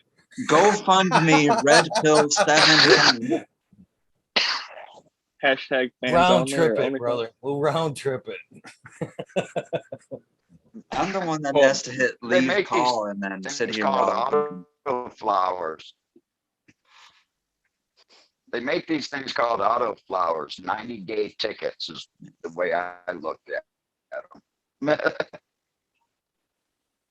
You can grow a photo in 100 days from seed, actually. I mean, most autos actually end up finishing in over 100. And a lot of my fast finishing photo, if you veg them for 30 days, flower them for 60 to 70, you're done that's 100 in days 90. from seed. Yeah. Do the photo indoors, do the auto outdoors. Skip the auto, do twice as many indoor. I've still never grown an auto, so I can't quite say, but some of my buddies have grown them and I've had some decent to good smoke, but I've just got an attachment to the photo, period. Like if you want to keep it forever, then you get to keep it forever. You just fucking take a clone off of it. What if you got a really fire auto and you're just like, I'm gonna miss that one, you know? It's like literally the one that got away. But I know more people that don't clone than clone. I know more people who run fems and don't clone them just because it's easy for their life. So everyone that goes by, it's like, bye. You were the best weed that ever grew. See you later. And that's how I am right now, unless I have a very strong feeling. But you have a clone in place, do you, Jack? No, my cherry pie I gave back to the dude who gave it to me, and he lost it. The J1 I gave to Eagle shortly after. I lost it myself. Cloner malfunction and hot summer just fail. But to be honest, I'm like those people like where they just pop a bunch of fems, but I pop rags and I just keep the females and then just grow, and there's so much good shit out there. I want to try all the new flavors. And like I have some buddies that grow some really stable stuff, so I get it for really, really inexpensive or free in most occasions. So it is nice to be able to just be, selective about what you grow and not have to keep clones every single time. And I might start using that Johnny Tech though. Fuck, $5 bag of sand. Seriously, it pissed me off, man. I was with a friend yesterday and I was like, listen, I know about this technique and like, it's really pissed me off. Go on then, what's that? So I was like, you get a bag of washed sand. I was like, the worst bit is you can like take it out and dangle it around and like, oh no, I'm not actually ready to use this. Cover it back over. Has he said anything about it since? That shit's still working, yeah? Fucking hell, man. It's It all looked good, good, man. though. It looked really good, didn't it? He popped seeds in it now. He's popping fucking seeds in there now. Breaking boundaries. Dude, I'm calling it Johnny Tech. Hashtag Yeah. Johnny Tech, hashtag Santec. He's like, oh, I got it from the fruit gardeners. I'm like, fuck that. You're the one who brought it into the cannabis world. Yeah, I don't care about the other person. It's Johnny Tech, man. Yeah, that's for fucking sure. That's Johnny Tech. That's funny. That's great. I'm actually gonna have to do that. I can't believe it. That's exactly what I told myself. I'm like, hey, at least I don't have to plug in the cloner again, you know? Yeah, I mean, worry about keeping it below 19C while the rest of the room's at 29C, and yeah. I told him I might even just fill my cloner with sand. Keep the permaclone collar, stick my fucking clones right in there. Like, Just fake it up. I was just gonna say that's the worst part about those cloners is keeping the water temp right. wrong season, it's like, Yeah. good luck. Get yourself a chiller or you're fucking gonna have a real bad time. The make or honest, break on I them did really find- is if you can keep the algae out and not use any chemicals, they're just amazing. But it's not a pot of sand, is it?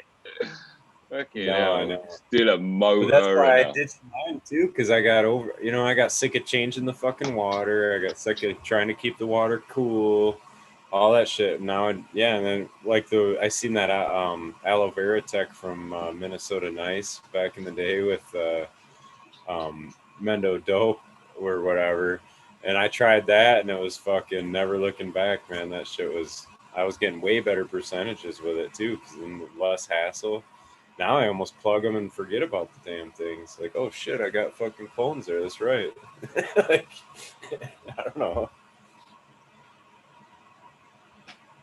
yeah, well, I'm gonna have to try it. But Yeah. washed sand. They're all in the See, same that's the tray and great everything. thing about cannabis is there's so many different ways to grow it, and we just, try it, trial and error, and ship it. You are lagging. He's definitely a little behind. We gotta wait for the connections to get over there. All right.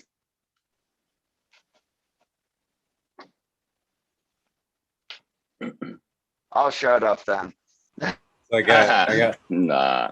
vegetable garden beds. I'll switch it I'm about over. to break out some Donnie Burger after this Velvet Punch because I'm tired of pulling seeds out of the buds. I'm gonna go back to some Sensi. But I got some F3s sitting right here.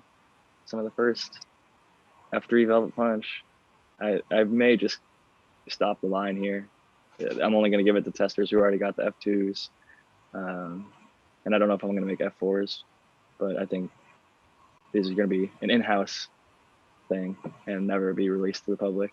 But it's just fun stuff. Don't tell us about it then. Keep it to yourself. Jesus Right? Christ. It's not for us, no? Eagle's one of them, so I'm telling Eagle. Yeah, you said in-house. Oh, in-house as in in-house with the current testers. Okay. Yeah. That's cool. Exciting stuff. Yeah. But that Jack, means the next questions are coming project on. will be something completely different. Maybe some sub cool stuff because I got some Jack's Cleaner 2, Jack the Ripper. But if those don't pop or something goes awry, I've got a bunch of other stuff that I want to work through as well. So I got lots of stuff that I'd like to mess around with. So You're only doing stuff named Jack, yeah? no. I got a bunch of names, but I feel like you want to find an actual pheno before you have it be Amen. appropriate for that name. Yeah. I have some though that I think like, in theory, if it's got the flavor profile that I know and it mixes well and you select for a certain flavor, you can go a certain way with the name. Like especially with lineages in mind and flavors that you might find in there in mind. But mainly I'm just having fun. I wish people wouldn't mislead you with name when it came to flavors. I hate that more than anything. Do you just wish it was always the Gross Gorilla Glue Climbs Gelato or whatever? No, it's No, gotta come up with a name that makes your mouth water and you're good. I think he means like if it says like vanilla, it should taste like vanilla. If it says Right, strawberry, it should for taste sure. like strawberry. Sometimes Is that what you meant, there's Redfield? stuff that's too good to be true. Like, how in the world is a cannabis plant gonna taste like that? And I used to experience that. Like, damn, dude, this tastes like something. And there's certain fruit flavors that I feel like I don't have a wide variety of. Have actually tasted those actual true fruits to nail it. Be like, what does this taste like? But it is something. It's something that's dead on to another fruit or something that I just haven't tasted and can't pinpoint because I don't have that. I've never tasted it. You got to open up your palate, Red Pill. Eat more fruit. Maybe. Well, I'm saying I was about the one I was thinking of is durian. Excuse me for not eating durian, but I'm sure there's durian. Whatever It's a that is. delicacy. It smells terrible. What There's is YouTube durian? videos of people. It's like a spiked, almost cactus fruit looking thing, and when you open it up, people literally vomit. But it's also considered a delicacy, and if you prepare it right, it can taste good. But it smells Some like people love it. Some people funky. hate it. Very funky smell. It's common in Southeast Asian cuisine, I think. So.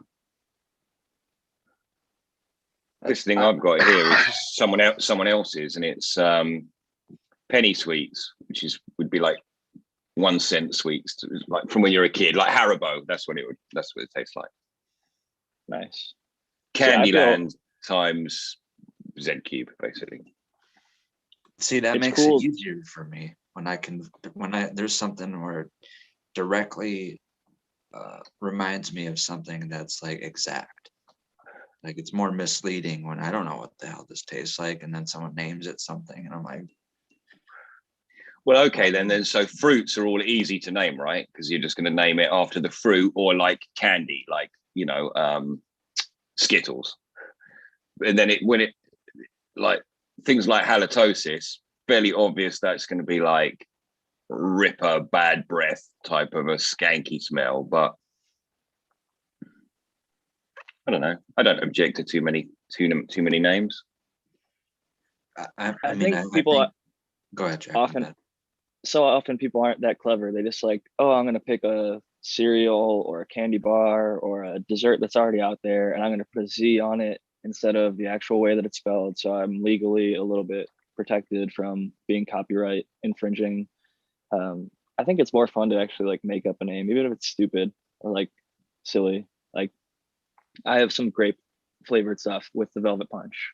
Mm-hmm. It's grape and gas, but let's say I selected for more grape over time and I found something that was grapey I wanted to breed with.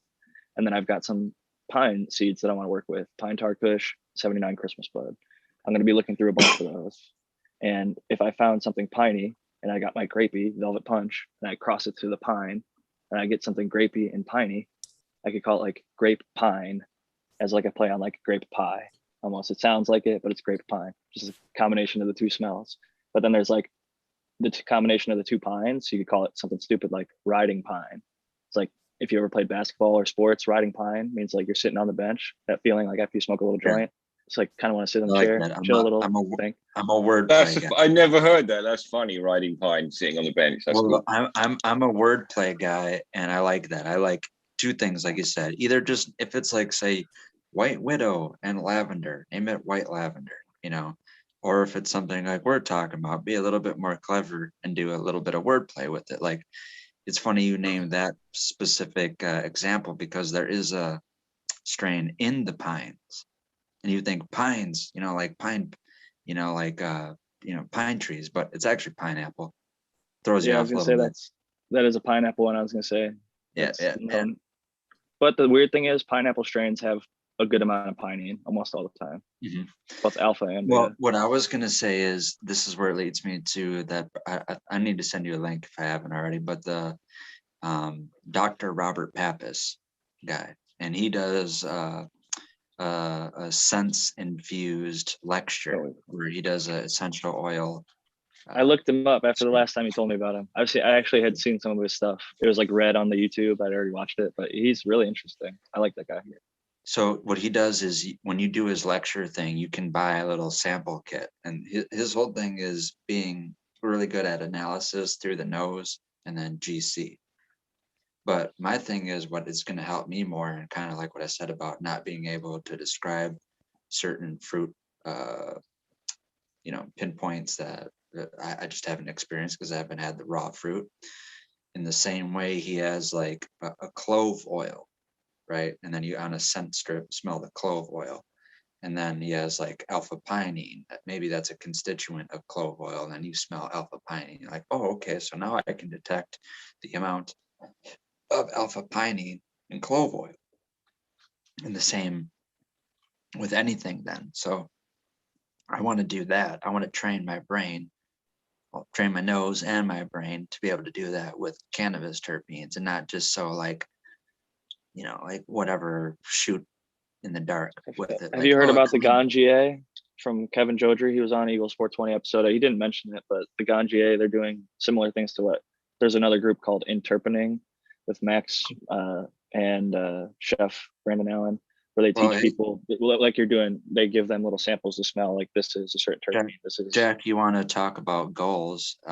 Because I've been so focused on that for so long. I wish I could do something with kind of advancing more, knowledge in terpenes. That's another thing where I think I kind of have a lot of knowledge. Genetic Memory Farms had a really good point with like where he's a beer maker and he does beer testing, and they do like isoamyl acetate is like the artificial banana smell. It's an ester, and like they have that isolated so you can smell it. So when you smell banana and beer, you're like, oh, there's a little bit of isoamyl acetate. I think that's going to be happening in the cannabis space, and there's probably space for you to do it in whatever state you go to. Because the guy I mentioned one of them's in California. The other one, two of them are in California, but that means that there's not one in Colorado or Michigan, or maybe there is, but we just haven't heard of them. Robert Pappas, he's in Indiana, and actually that's a good thing about steam distilled essential oils and cannabis's thing, that THC or any other cannabinoids isn't going to come through. So I can send him my samples for chemical analysis, and he's pretty much like one of the very best certifiers for organic and non-adulterated essential oils in the whole world. So he has the best testing apparatus. He's been doing it the longest. He has a database of the most extensive compounds that you could find. So yeah, if I could find minute ones that are that specific in like certain flavorings, like I've found that in juicy fruit. I always forget juicy fruit. It's like a patented flavor. It's out there. You can do the research, whatever it is. But I think we've all experienced weed that smells just like juicy fruit gum, and you want to kind of believe like this has to have the same component in it, right? Well, it probably does. Same things with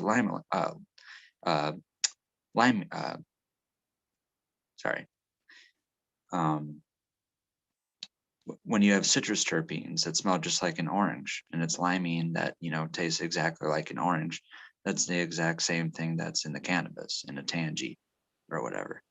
And the number one constituent, like of all essential oils, is that limonene, and it's like 90% of all essential oils, right? So it's like in depending anything on what essential oils you're looking at. No, that's not 90% of. No, that's the thing. If you follow that research that I get from that person, in 90% of anything you extract essential oils in, you'll find limonene in.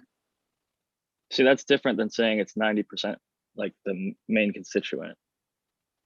Like you were saying, it's 90%. It makes up 90%. The most predominant essential oil is alpha pinene. In citrus oil, it does, like an orange, like a whatever commercial orange. But there's also valencine.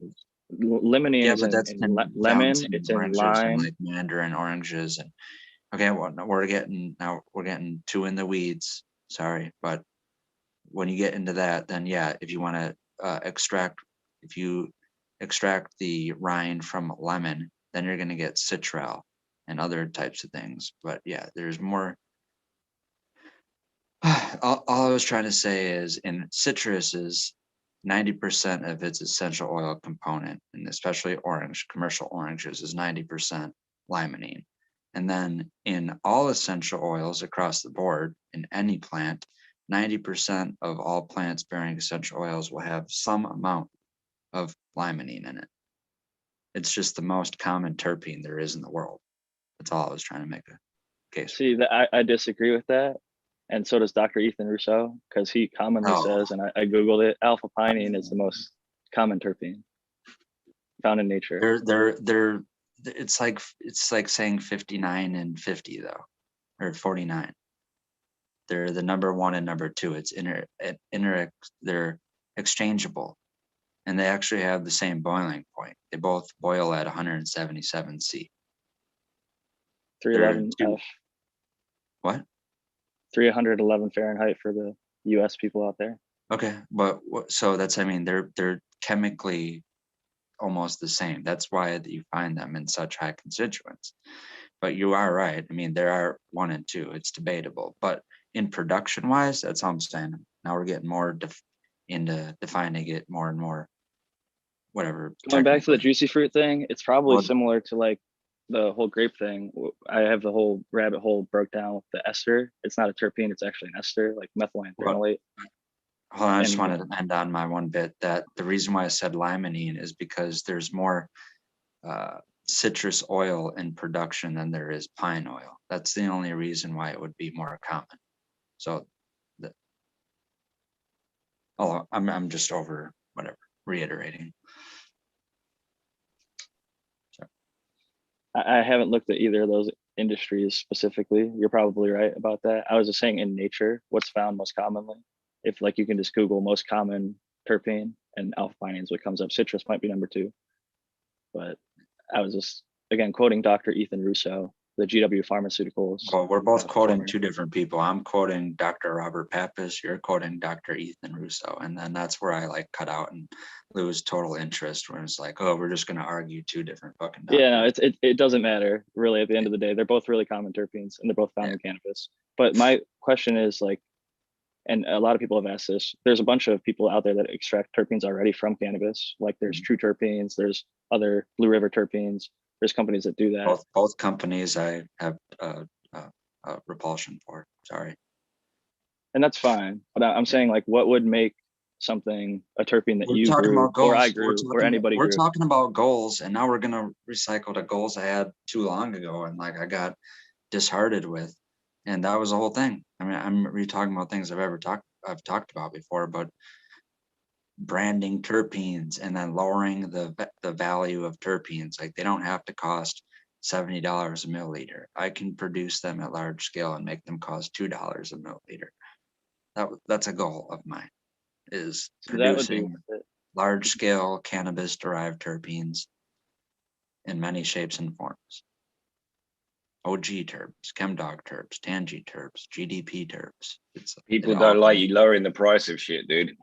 They get Well, then upset. they're gonna come and kill me like they do all the other inventors of any other, intuitive or ingenuitive thing that they come up with, like people that make jet engines run on water and that kind of shit. There's people that invented that, and then they died in a fucking poisoning in a fucking Red Lobster or some shit. So We got 420 coming up in 3 minutes. I'm getting some Donnie Burger ready. Cheers to the Major General 420 Army. Because he always What's says, the Jack, give me what's that the Donnie flavor Burger. on it, Jack? Ooh, it's this one's more fuely. It's got a little bit of funk, like some very, very, very subtle garlic. This one has a tiny bit of citrus note, but definitely mostly fuel and funk. Like almost like an earthy tone, like loamy soil, and Okay. like armpit. But like the armpit and like garlic is really, really subtle, where the other stuff's more upfront. The garlic Don't for me speak is where it French. just Christopher falls over into sort of 54. I herby. see. Merci beaucoup. Which thank you, but the rest of it I cannot translate. Anybody. Where's Boom when you need it? Where's Boom when Dude, Eagle, amazing to see a picture of your girls yesterday. That was lovely. Oh, yeah. That was amazing. I had a great day Sunday hanging out with all. Oh, they were all together know- recently. Wicked. Yeah, yeah. That was actually Sunday, that picture. It's probably been at least 2 years since I've had all three together in one spot like that. Fucking hell. Just to have them all under one roof always gives me that, you know, wholeness feeling. You know what I mean? It's always ever since, because I've got two still at home, and then B still, you know, she's downstate, and it's always feels like no matter what holiday or whatever, you know, it always feels like there's that one thing missing. So it was an awesome day. Gold. Love Everybody's been cheesing and talking about that shit since. So yeah, hopefully it sparked up enough love and, you know, all that it won't be nearly as long. That's for sure. We got together with some long time friends, and like we were just stumbling through the woods looking at shit, all our kids playing and whatnot, and we just sat down on this log and asked this woman to take a picture. Later in the day, everyone was finished up and gone home, and I was looking at the picture, and I just sent my buddy a message to say it was amazing to get our families together, because you're saying it's 2 years. That's because you can straight blank a year out where you couldn't, no one saw anyone. But just to be with humans Allegedly. and just to have that photo, yeah, sure. Just to be with humans and have that photo, it was actually Happy 420. extremely liberating. Cheers, Jack. Yeah. There were so many more I wanted to post, but the girls are so picky about girls are even, you know, terrible about what you post. There's, you know, some other pictures I thought were much better that they would have been like, no, what are you doing? That type of thing. But yeah, one was good. Yeah. Love that shit though, for sure.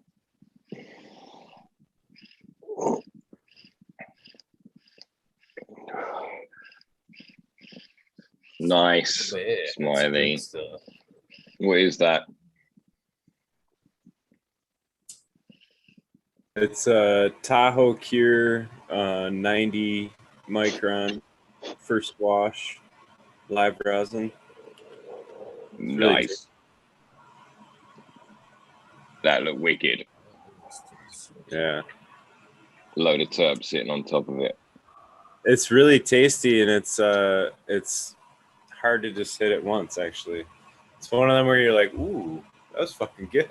I'm gonna catch my breath and get another one. Mm-mm. I always love that. It's like the clean hit off the bong or whatever. I don't know if anybody else did that, but you'd like smoke a bowl off the water, or I would. I'd smoke a bowl off the water bong, but then I would always like pack like another like half of a bowl just to get the last like clean, you know what I mean? The first ripper hit or whatever, like you get the first taste of it still. Like, and that was always like the last hit. You always wanted that one clean, walk away tasting it kind of hit, you know? I don't bong much these days, but when we did it as kids, we'd make a mix in a thing like this. Everyone would put theirs in, we'd grind it all up, and then literally just pass that thing round and round and round, and everyone would do like 15 each or whatever, and then it was done and time to go home. It was like, you know, sit down, make a mix, smash the mix, done. So it was, yeah, it was a set, you know, a set procession, if you like. So there was never time for that other half one because it was someone else's.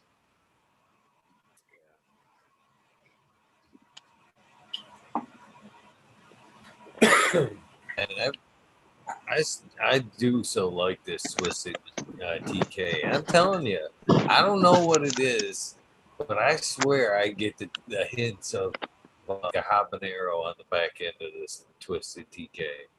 I don't know what it is, but it's there, and loving the spiciness of, you know, habanero.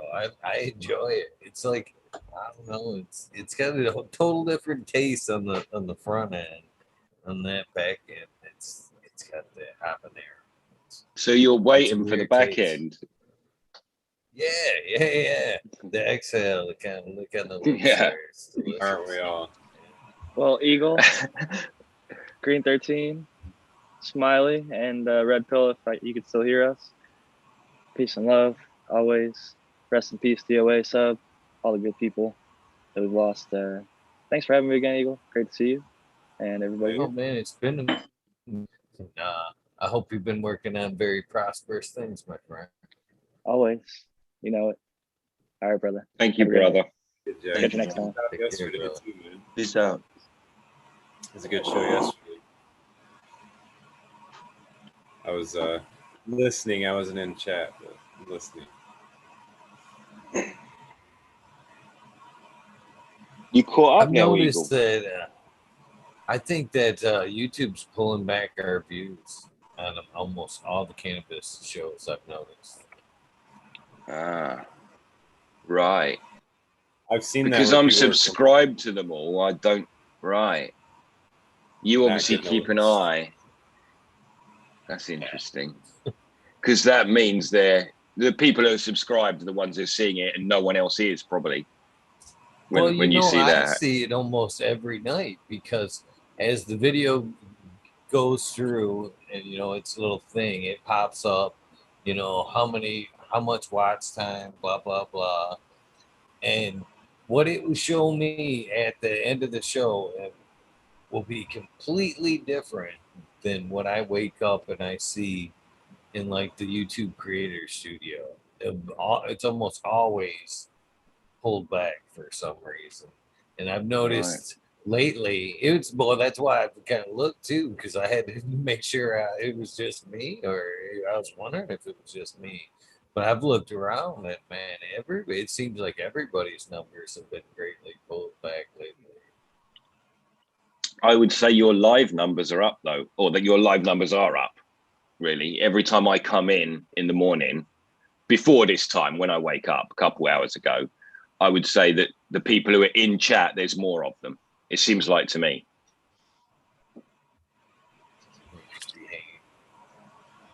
There's like 80 right now, it says. Yeah, and that That's used to be a crazy. 60 thing, and now it's often a 125 thing. It's crazy. That part I don't like to look at because sometimes if that number gets if it gets over that 3-digit mark, I get a little stage fright almost at some point. I'm like, oh. I tend not to look at the live number. We had this program years ago called Big Brother. I'm sure you know it. They put them all in a house and then leave them there for 6 weeks or something. And real quick, people forget there's a camera and start acting like their true prick self. And so it gets real interesting, obviously, for a minute anyway.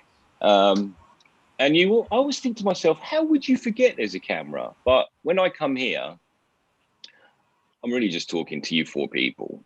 I mean, it's not that I forget there's chat. It's just that I can't be talking to chat. We're not having an interview. So I'm just talking to you 4. So it's not that I never think about it, but it isn't an equation. That's just a 5th person, right? A whole nother 5th person. So I guess there's no stage fright because it's just the boys.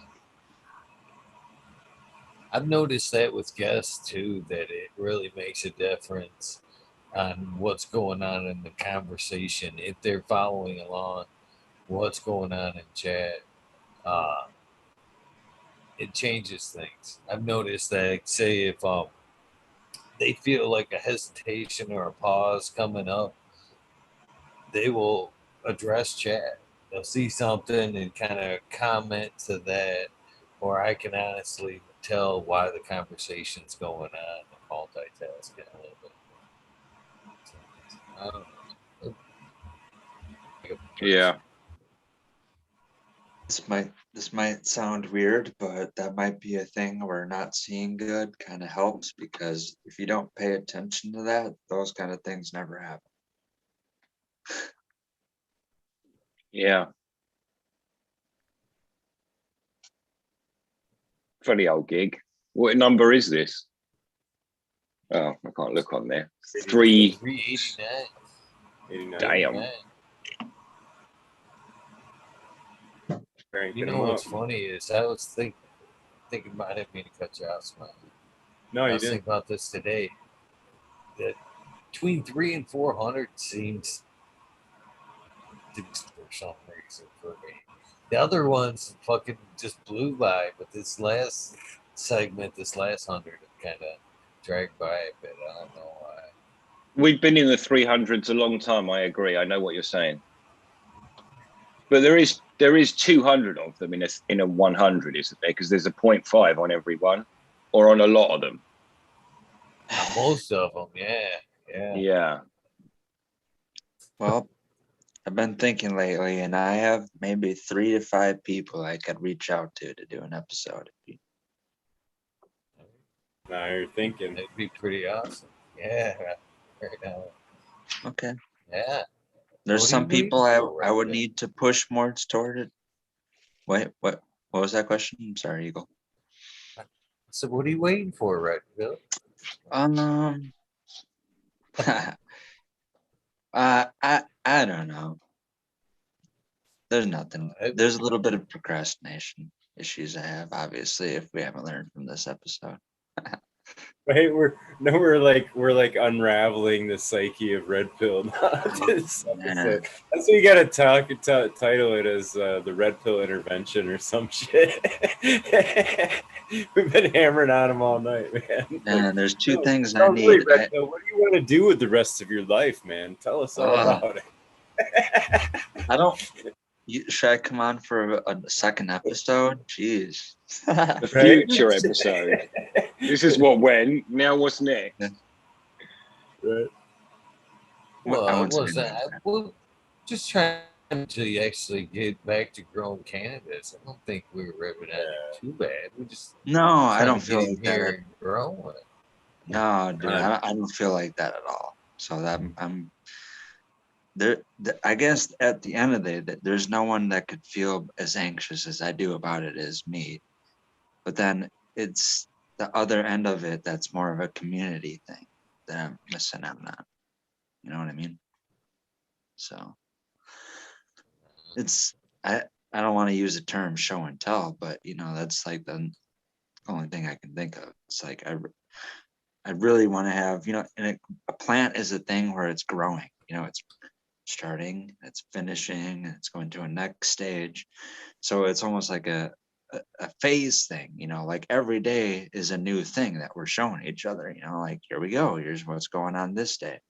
It happens that fast before our eyes. So that's kind of what I'm missing, is that just like included daily detail of, we're all doing the same thing, we're all on the same boat, and this is what I got. And, we're looking at. And a lot of times, brother, you do it on autopilot, but there are those some days where the task dragged on longer than you thought, and you stayed in your headspace and you properly spent time in the garden, and it's fucking religious. And we all know those times, and like that they don't happen every day is a shame, but that they still are there. That is that thing that you just described, that process. It's a completer, finisher type of a process that is religious for us, extremely rewarding.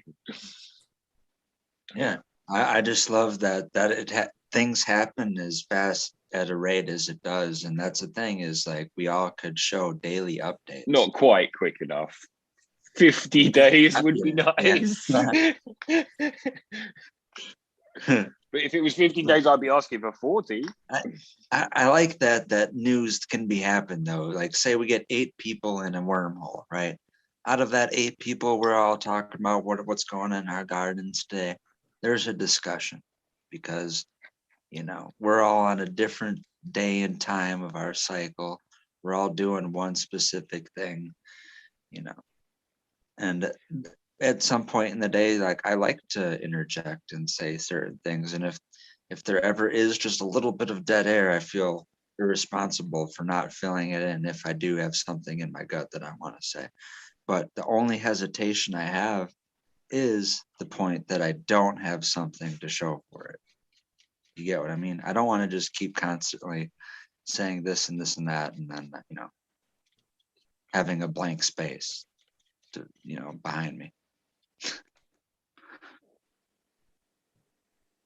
Yeah, there's a lot. If it bothered us too bad, we could always make you just use a virtual background. No, hey, that's another thing too. I'm slacking in that. I should hook up my I do have a laptop, and my the fourth wall, I'm staring at like a 38-inch TV.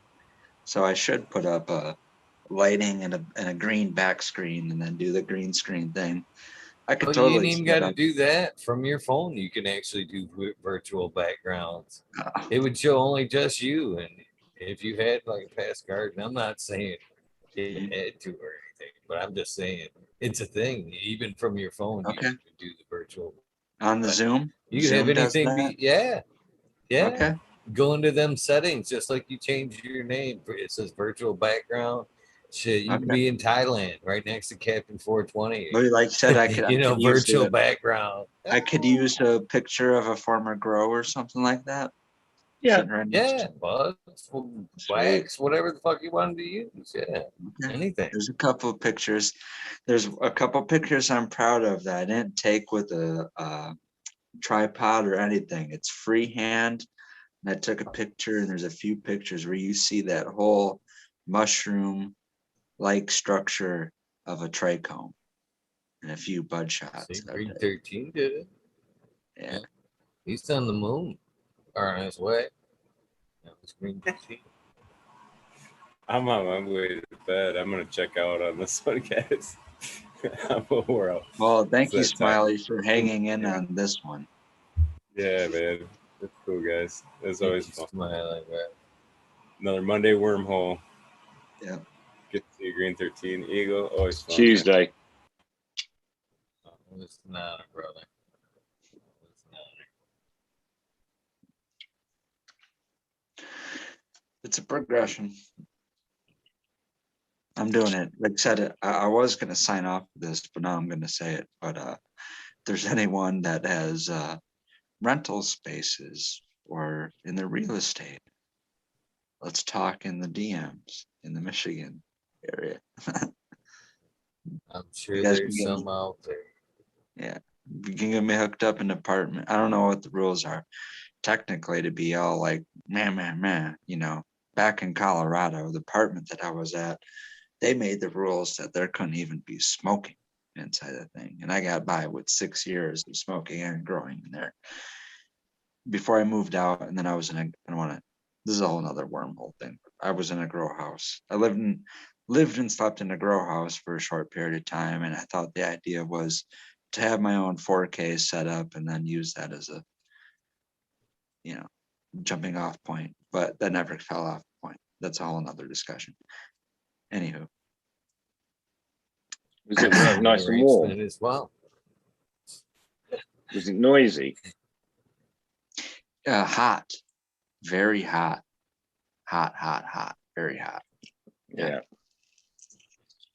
It was a compromise. I don't want to go into too much detail. Basically, I was paying for rent to have a living room, a kitchen, a bathroom, a bedroom, and then my own space that had a 4K grow room in there. And then everything just snowballed into me figuring out I was being scammed out of something where people weren't going to help me set up that grow.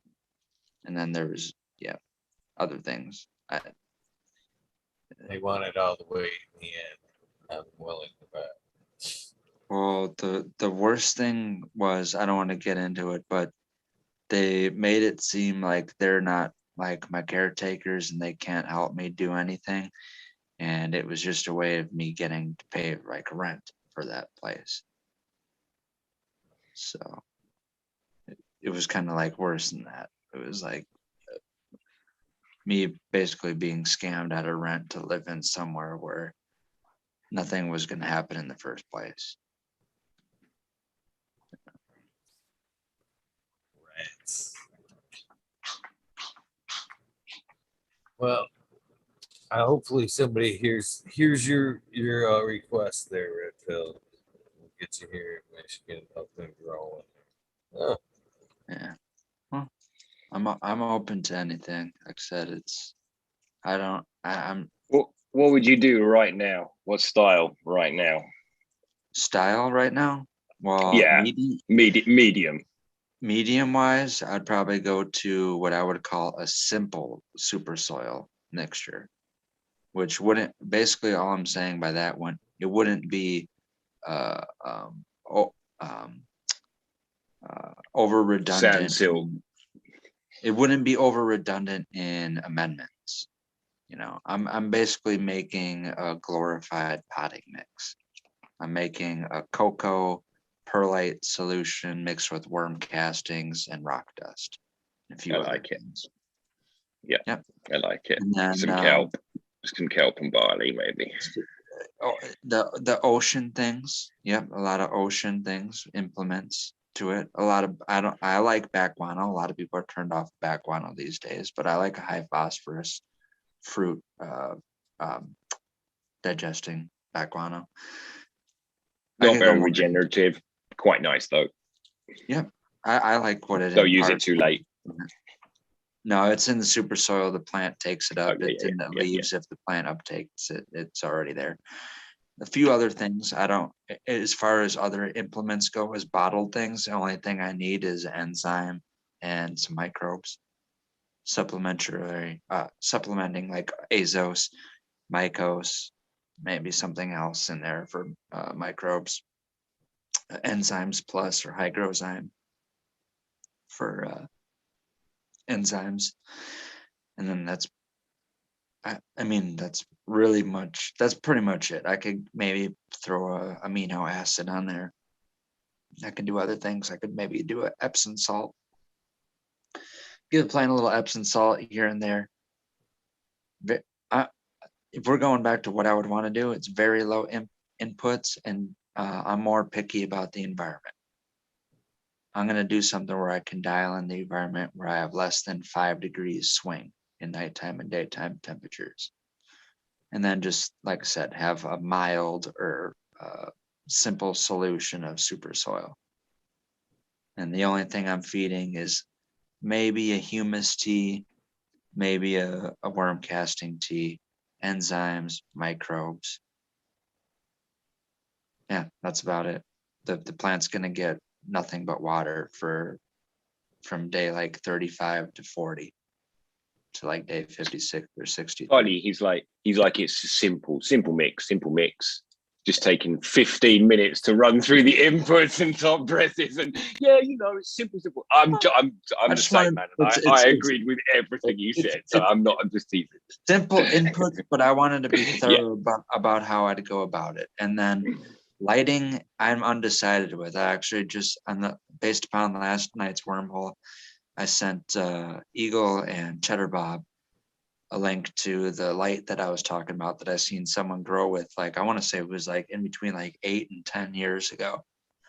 I saw someone growing with an LED light that had multiple blue, multiple red, and white and green LED spectrums with it. So it was theoretically customizable to every single wavelength in the visible color spectrum. And this is an older light, and it's been around for a while. Some commercial facilities went with it. I haven't seen it other than the person that I seen grow with it. That was like a test grower, grow with it like in a tent grow or a home grow. But it seems pretty dope. And based upon like last night's conversation that we had, it's an old light that I would say is more advanced than or modern than a lot of lights today, or in the direction where a lot of people are programming and engineering lights today. So it would be something like that if I had the cash to do it, but I probably don't have the cash to do it. So it's going to be like a cheap 100 or 1,000 watt HPS. Unless I had the dough for this really high tech LED light, because I'm so picky about LED lights. So while you were sitting there, when you asked Red Pill there, I couldn't help but I was daydreaming a little bit.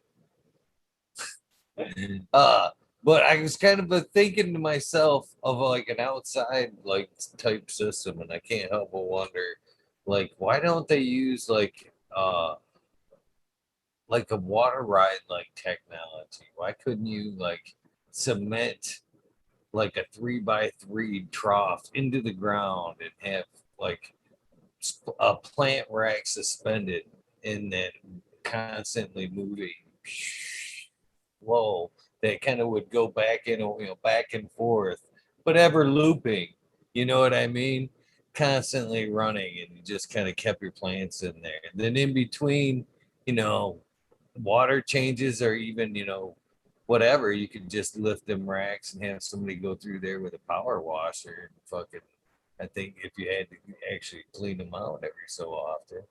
But You're talking about a Ferris wheel with that's just go and splash through the water and back round and round. Is that what you're saying? No, more like a snake pit in the ground where the water just kind of, how like it would on a water ride, it just kind of the flow push you through what the ride itself.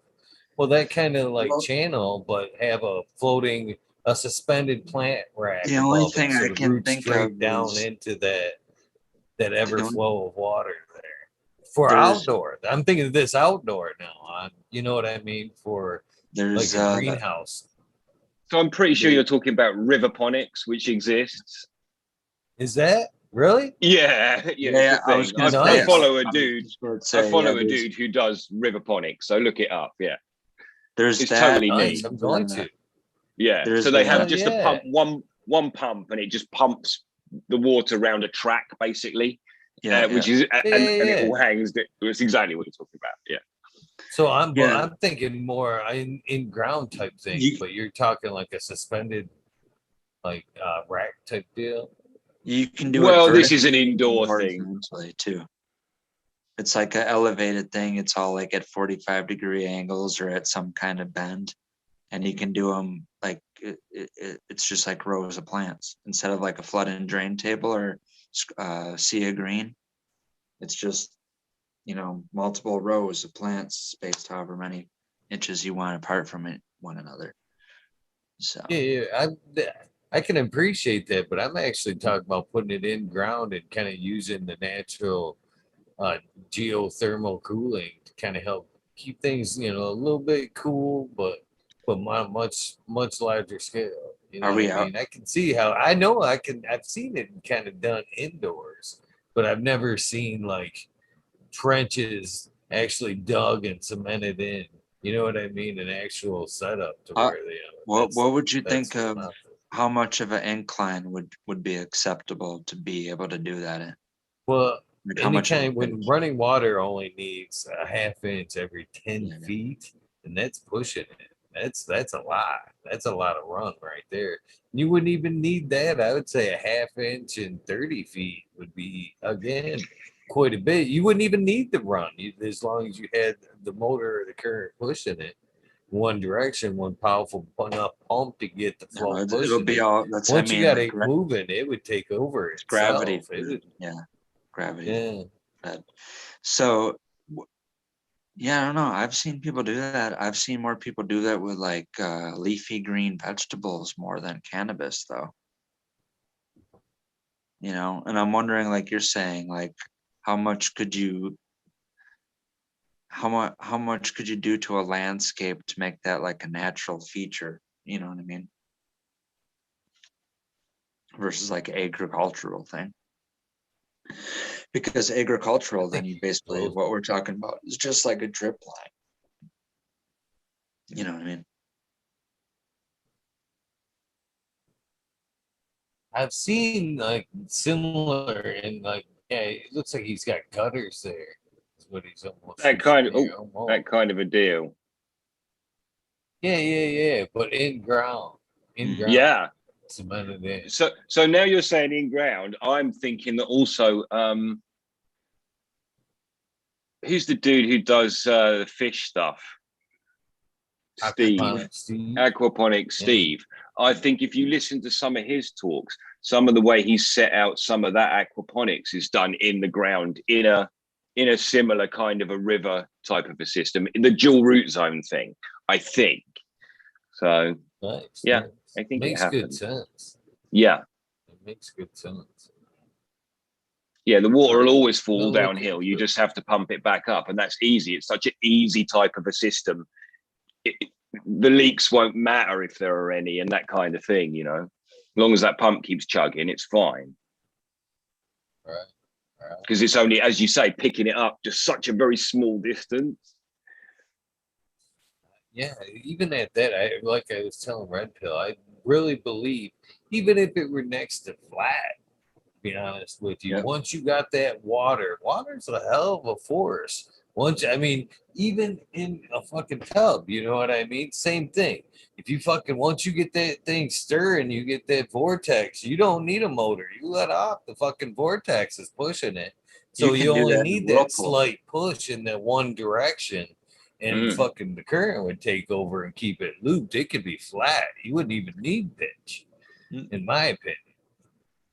All of us could do that in a pool. We could all do the whirlpool. I'll go donuts around one, you know, in a lap, spinning it around, do that for 20 minutes or whatever, then hop out of the pool.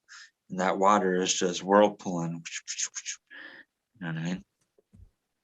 Yeah, But- basically, yeah. Yeah. It- But I'm totally down with that. Like I said, there's a lot of the times when I ran out of ideas that I got out of the cannabis community, I went to straight up people that were growing, and it's very popular in the cannabis community now, but raised beds. Like I Johnny wouldn't- Tech, reach out Right. of the industry. Yeah, like the growing your greens guy, John Kohler, if anyone else and he follows him. I went through a rabbit hole or a wormhole of that. I followed his videos and all the people that he visited and all their videos and all that kind of shit.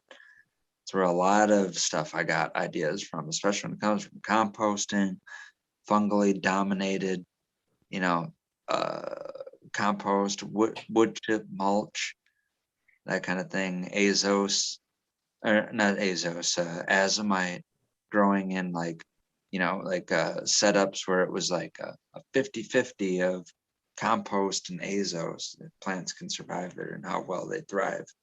And something that's just compost and azomite. Sorry, said azos again. But yeah, I got a lot of knowledge, and that's the same thing with terpenes thing. Very long time ago, I ran out, and it's kind of widespread now, like Jack was talking about with Ethan Russo. But when I started looking up terpenes and you would search it on Google, you wouldn't, in the first 10 results, you wouldn't find anything cannabis related. In the first like one to two results, you would find like university studies about ponderosa pines and terpenes off-gassing and causing nucleation and contributing to the monsoon season in Colorado, and kind of like stuff that doesn't relate to cannabis at all. And that's how I found the Dr. Robert Pappas and stuff.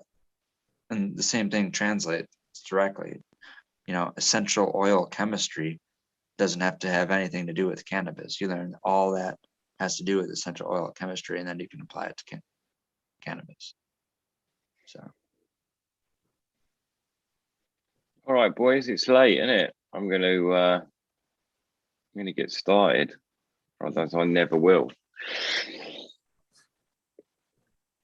Well, I Yep, go for appreciate it. you popping on, Green 13, man. Always a pleasure, man. Always a pleasure. I seriously mean that, my friend. Seriously. Thank you, brother. Red Pill. Yep. Eagle, have a fantastic day. Big love, chat. You too, brother. Have an awesome day.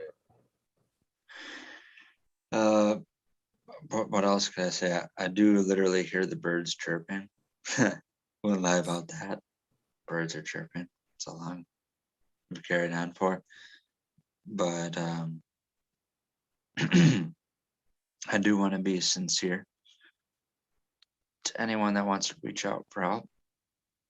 You know, getting me to another step to where I need to be. So that anyone that has thoughts or ideas on that, who knows how to help with that, can reach out to me. Right on, right on. Well, I'll see what I can do personally, and I'm sure anybody listening will see what they can do as well, my friend. Yeah. Much love for you, right, Bill? I'm always glad you popped on, my friend. Yeah, I do want to. I really actually, besides just being in front of, like I said, a camera and being online, I do want to convey my gratefulness for what you're doing here and being a part of this community. So, as much as I can say across the camera and with words, you know, I want it to mean a lot.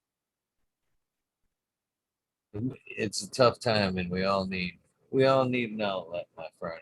And I'm glad you're here. We all procrastinate, to be honest with you. It's it's what holds us all back. That's why you had some friends today kind of wanted to see you push on towards that goal. And again, it was no ribbing there. It was genuine love from around the table, brother. Just to see you wanted to achieve your goal. Know that. So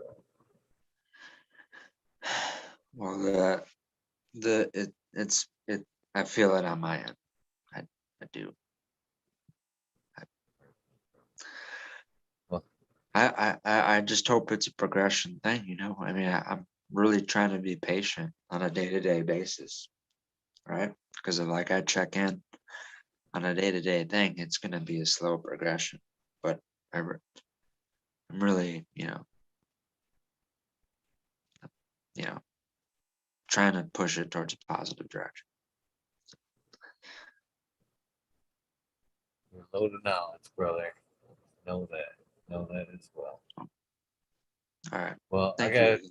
probably about 20 minutes of shout outs to do and Yeah. some finishing touches before I get up to bed too. And I don't believe there could be a guest tonight. I'm not for sure. I know there was I believe Joseph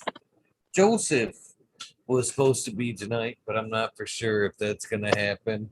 If not, no biggie. Just a wormhole tonight. If all that happens, it'll just be a late wormhole tonight. So All right. Thank you, if I'm Eagle. not here 11:30. I'll be here a little bit later with the work. I'll see you guys tomorrow. Thank you, everyone in the chat. Thank you, Eagle. Like I said, I want to convey my most sincerity to you over this phone call or this Zoom call. Thank you for helping out. I can feel it. Thank you, man. You help a lot of people as well. Know that. Have a great day, man. Yep. Peace out to everyone. Peace out, Eagle. Well, that does it for 389. The wormhole. Hopefully, you guys have enjoyed all the conversation. 72 in chat currently. Wow, that is friggin' amazing. I remember not so long ago, it was just 10 in chat, 5 in chat. And I was so very honored to be there doing it then. Today would have been, let's see here. Today's what? The 4th? What do we got here? Who would have been today in history? Gotta look back. I got the calendar right here. Today, Tuesday, May 4th, last year, would have been the Pheno Hunter. Crazy how time flies. I'm gonna send him a little happy 1 year. Thank you guys very much for tuning in. It is an honor. I mean that from the bottom of my heart for you guys following along, hanging out with myself and everybody else that joins in at night after night. Grows every day. Well, let's find some tunes so I can get this shout out going here. Martial Artist 2012. Cheers to you. Little bit of Tool, writing Tool, writing two after this YouTube commercial. Then Lemon Pepper by Mercules. I like lemon pepper. That's good too. All right, guys, here we go. Right into Dink grower suggestion many moons ago. Subcool, D's House of Dank, Mama Law 710, Scarecrow 420, Green Thumb Bum, Christina MG89, Unplugged 705, Medical, McCullough Cutting, Rick T, The Rebel, the 9G207, Fabian Salinas, Dave's Not Here, Tom Spook, Greg Walker, Mendo Dope, T Dog, Dung Beetle, Red Eye Jedi, Grows, Mother Nature, Justin Conway, Run Boy 7426. Let's set it up there like that. Justin Gooder, Strongman, Okie, Grower 75, Corey Trevor, Michael Wall, Small Vision 420, Hooju Cat Daddy, Taco Don Slug, Rick S. In the Bushes 827, Jane Simmons, Kevin Haas, World's Last Hope, Pats Fan 420, Bio Minter, Dirt Road Dude, Canna Shiva, Jose Ramirez, Red Eye Rustler, Dab Goblin, Dr. Buzz Lightyear, Acetone, Dr. I already got that one. 710 Canuck, Cannon Queen Genetics. Good morning, Rasta Bob. By the way, I seen you in chat. Man, I wish I could get you on again. Red Eye Rustler, Dab Boblin. I already did these. Stabby Tanaze, Foodor, Dirtman Dan, Keith the Black Sales, Mr. Bosilis, Zen Premium Gardens, Rasta Bob, Rasta Jeff. Of course, that is the old crew Thursdays. 9 o'clock. Soul Root, Small Tube Tyler, Frosty Buds, North Michigan Micro, Ouija Buds, Dub T Roy, Big DC, Modern Genetics, SoCal Wiener, John Last PPG for the team, Green County Grower, CJ Apple, Perfectly Imperfected, Dollar T Grow, T1 Productions, State Grower, TOA Romance, Miss You Brother, Miss Nudie Grows, I Grew Some, Johnny Candice, Nutrient Shootout, Snotty Nicky, Zoe Slammer, NNY, Pixel Monkey, St. Bernard's Observation, Clover 420, High Spy 25, Madam T, Student Move, Mo Grower, Cannon Crate, Loki Grows, Sus, This Guy, Burton 79, Polish Hammer, Midwest Outlaws, Voodoo Ultras, Fresno Nerds, Cali Connections, Wolverine Grows, Big Jar Grows, Jimmy One for Life, Blade, Wayback Farmer, D-Block, MMP, Nations Creations, Amber Lalonic, Psychedelic Warlock, Artist LD, Sir Sticky Rob, Big Day 420, Brett Wendell, Big Ed 1961.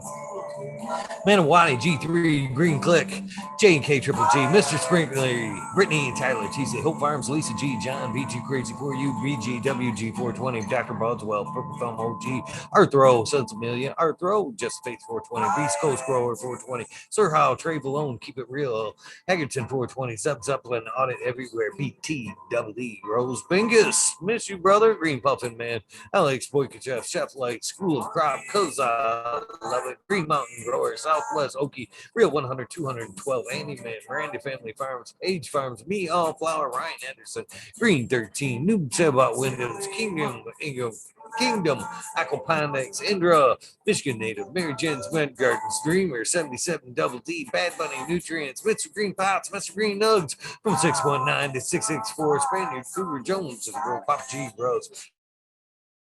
Bros, Cass, the Grow From the Heart podcast, Luna, Green Med Flock, Jeremiah Miranda, Stony Creek, Lost Art, Mr. No One, LG 420, Giant Mike, Prometheus, Soil, Jason Eyestone, Pete Wins, David Colby, Mason 662, Scroggy McScroggleton, the fourth, Goddess Rose, Kaylee, Chad and Brad, Family Farms, Polly P, Kevin Jodry, Mike Honcho, Jay Huggins, UDA, Retree Huggins, Kush, Joshua Steensland, Organic Homebuds, Warren Nelson, Camewood, Maine Mystic, Show Love Always, Kelly Stone, Texas OG, Chuck Norris, Arts Live, Kelly, Claire Fresno, I'm sorry, Happy Roy, Dan the Indoor Man, Gromies, Homies, Hamilton Gross, Clip Smoke, Keystone, Cannon Flag, BA, Big High 710, Eugene Greenleaf, Ace Drew Hustle, Fred Darn Carlos, North Arizona, Beer Grove 420, No Sellout, Jesse White, Castaigne Yeti, Introvert Genetics, Soso J, Vixen Robin, Killer 8 Mo, James Buttercree, C Dub from NorCal, The Pharmacy Seedbag, Dreadhead, Smokey 616, Curtis Mahan, Matt Myron, Morte, Rick Mahan, Rick Heyman, That's right. Stephanie Dora, Antenna Seeds, Fabricarius Cave, Mike Rubles, the Drew Bear 420, Maxi 751, Lawrence Gonzalez, Slow to Get Up, Stu Luke, Code 719, Bakery Shake, baby. Old Smoke, BWC, Grown Buds, Little Wasp, Mr. Weed Blunt, Old School Grower, Chad Westport, Hansu Grown, Florida Nugs, My Little Piece of Heaven, Punch It Sound Seeds, Goliath Grower, Richard T, Chrissy Wannabe, Mr. Soul, Food, from God, Lori Hanson, real 2,000 years of tradition, Mr. Family Pimp, Jam, Make Bodie Face, Show Me Sasquatch, Fuck Google and you, I'm going well, Canadian Resource, Poor Dirt Farmer, Carl Wright, Sefner, Humble Farms, Tannery Farm, Seldom Seen, Old Park Garden, Title 9782, Skunk Backs, Martial Artist 2012, Macro Slave, Micro Slave Hefner, sorry about that, Danny McDizzle, Magically Fit, KGB, Router Beer, Mr. Green Fingers, Motherfucking Thomas, Rancho Coats of Punchy, Monkey Balls, Andrew Chaplin, Bobby Lynn Meats, Trent Sager, Mr. Mac, Tony Like Baloney, Phil S, Mr. Weed, Peace, Tape, Minty, Country Roots, here on Fire Genetics, Earth Creeper, Big Ray 420, Teeny 101, Bugs and Hazard, Beauty B Man Farm 616, Snarl Morris, Max Ruben Ruby, Timothy McSkimmins, Neil Justin Beats, Chronic 88, Fat Belly Real, Jennifer Steele, Kinbus 03, Turf Farmer, Shannon Stevens, Carlitos, Latino Skater Countries, Mr. Speed, Wolf Speed, Firefall, Wally Wookie, The Goddess Grows, Rasta Bob, Blake Feather, Grove, Throwing in Shrooms, Tone Gross, Thanks, The K-Man Gross, Buddy X, Gunner 81, Smith, Dude, Noob Gross, Sean McCann, Jay Monk, Stink Agenda, Walla Walla Can Grow, Fall Dog, Huron Cannabis Council, List Paris, Rockman, Justice Mink, 420 Fin, Fresh Grove, Thriving Herbs, High Boy, You Mailman Grows, We Be Growing, Australian Grows, Love for the Plant, Argo, American, Swamp Poker, Unfrozen Caveman, Wise Eyes, Surf Crap, Michael Groon, Jeff Lowenfels, Mobius Grows, Dank Brownies, Dandy, Elliot Harkins, Mystic Flavored, The Foraging Garden, Overwater, Overkill, Seattle Sea, Charlotte Water, Shadow Warrior, Valley Green, 514, Media Jensen, Odds Indica, Dr. MJ Coco,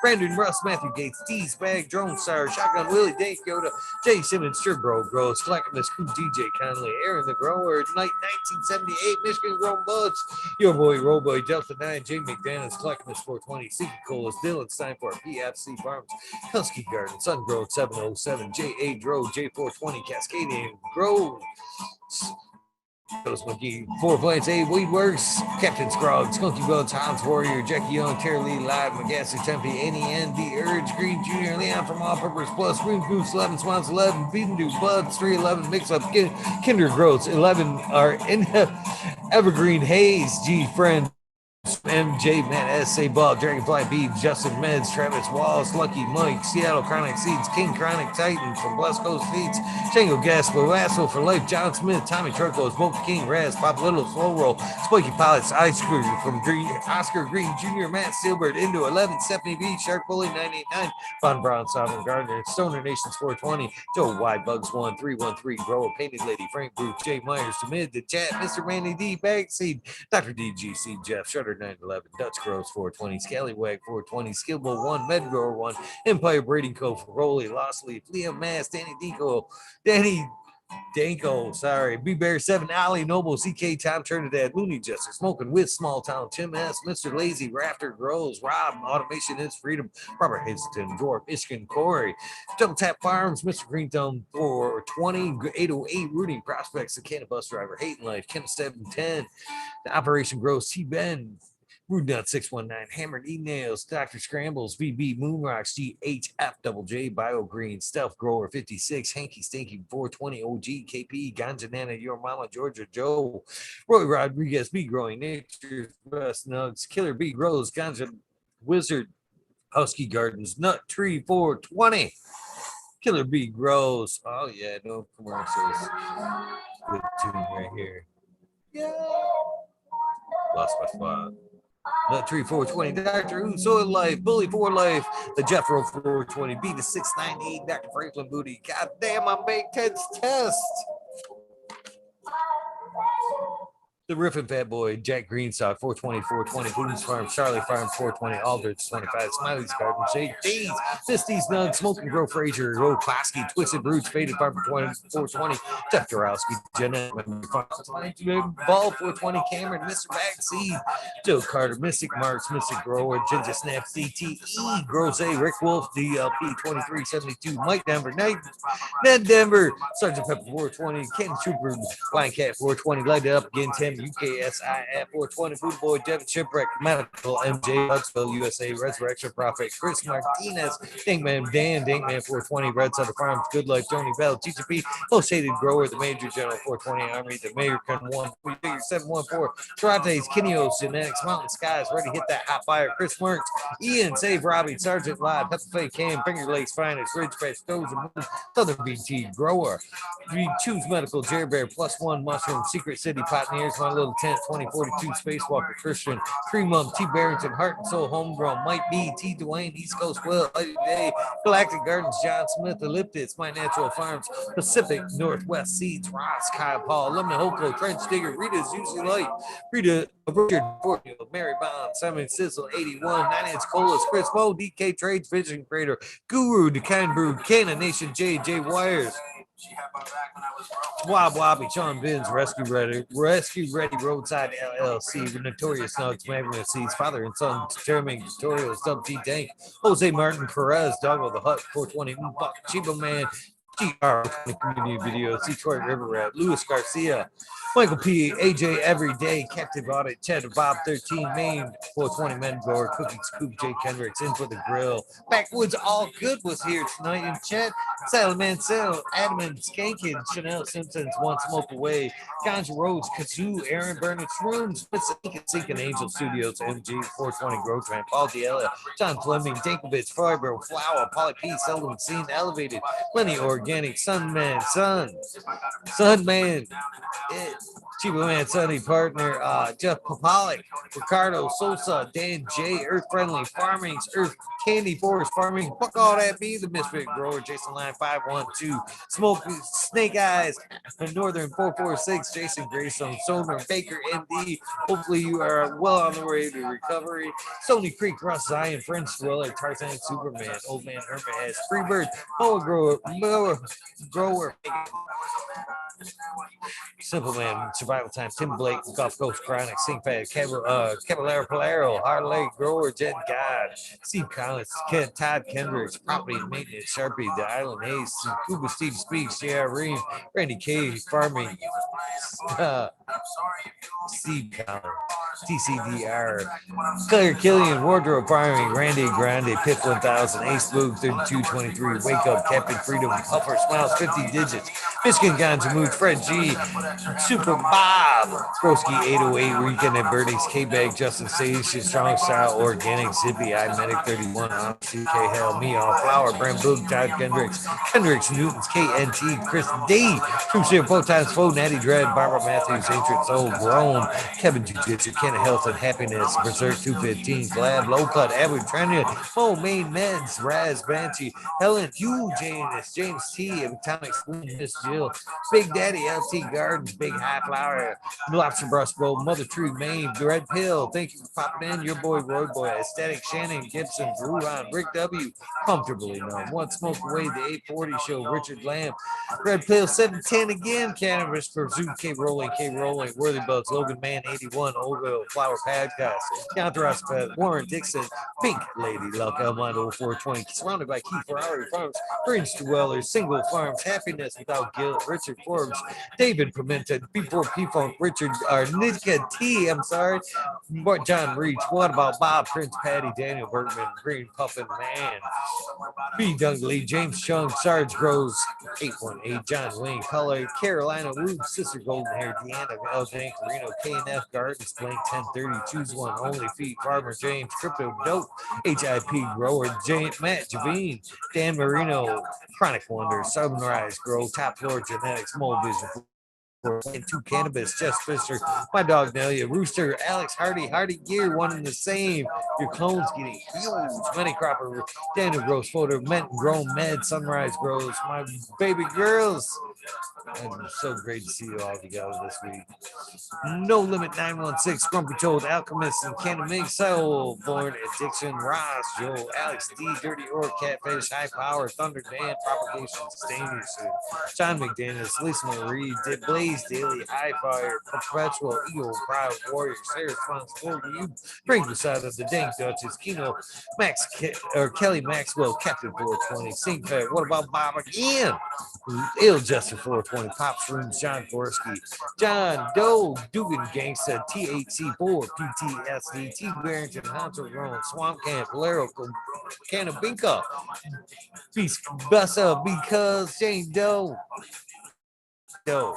rather, Mr. Mandy D, Canafari, 420 AB, Normal Man, Franklin Guerrero, Barefeet, J Brent 74, CK Brown Guy 420, Pachyderm 420, Burning Tree Main EA, Gray Sun Grow 207, Happiness or Hemp with GG, Jamie Ream, Supreme Grape, Stony Rockefeller will be here Thursday. Put it on your calendar. Cannabis Caveman.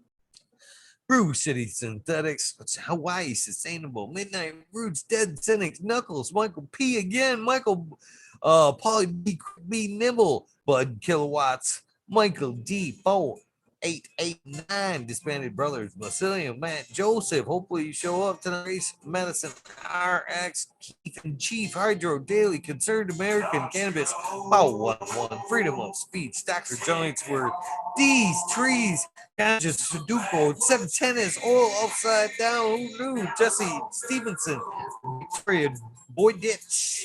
Hopefully I said that right. Sacred Garden, Cutthroat, Slick Rick 8, Dog Pounds. Oh, Dave in St. Louis. Mo Watts. Got that right. Ed Brand. Maine growing up. Uncle Elmer, Off-Grid Terps, of course. There's a few others I noticed in chat. I have to, Christopher 54. I need to put you on the list. There's a few others that I've noticed. I just haven't had a pen here the last day, damn it. But I have noticed you guys. If I haven't shouted you guys out, I will get you on that list. So sorry. But thank you guys very much from the bottom of my heart, as well as everybody else. I know it means a lot. You guys tune in night after night. It means the world to me. So you guys know the deal. If this is the end of your day, please get some rest. This is the beginning of your day, the beginning of your journey. Please do something else for somebody. Random acts of kindness do save lives. A living, breathing example of that. I'm gonna say it every night, every day. Too easy to do. Phone call. Are you okay? Gotta get that door. Long day. Getting out of work soon. Open that door. It doesn't have to be material or monetary goods. Show your heart. Show them your heart. Show them your sack. Your weed sack. You guys have a great day. What is it? Wednesday. It's fucking hump day. Maybe you do want to show them your sack. Just kidding. Have a great day, you guys. No, it's only Tuesday. Don't show me your sack. Don't beg. Don't show me your sack. Love you guys. You guys have a great day. I will see you maybe, hopefully tonight with Joseph. If not Joseph, if you can't make it, don't worry about it. We'll do it again another night. I do greatly understand. Cheers, John. Much respect to you and thank you for all your help. Sure. John's been helping out, getting a lot of great guests. If I haven't noted that, you deserve credit. Well, this so ends 389. Have a great day.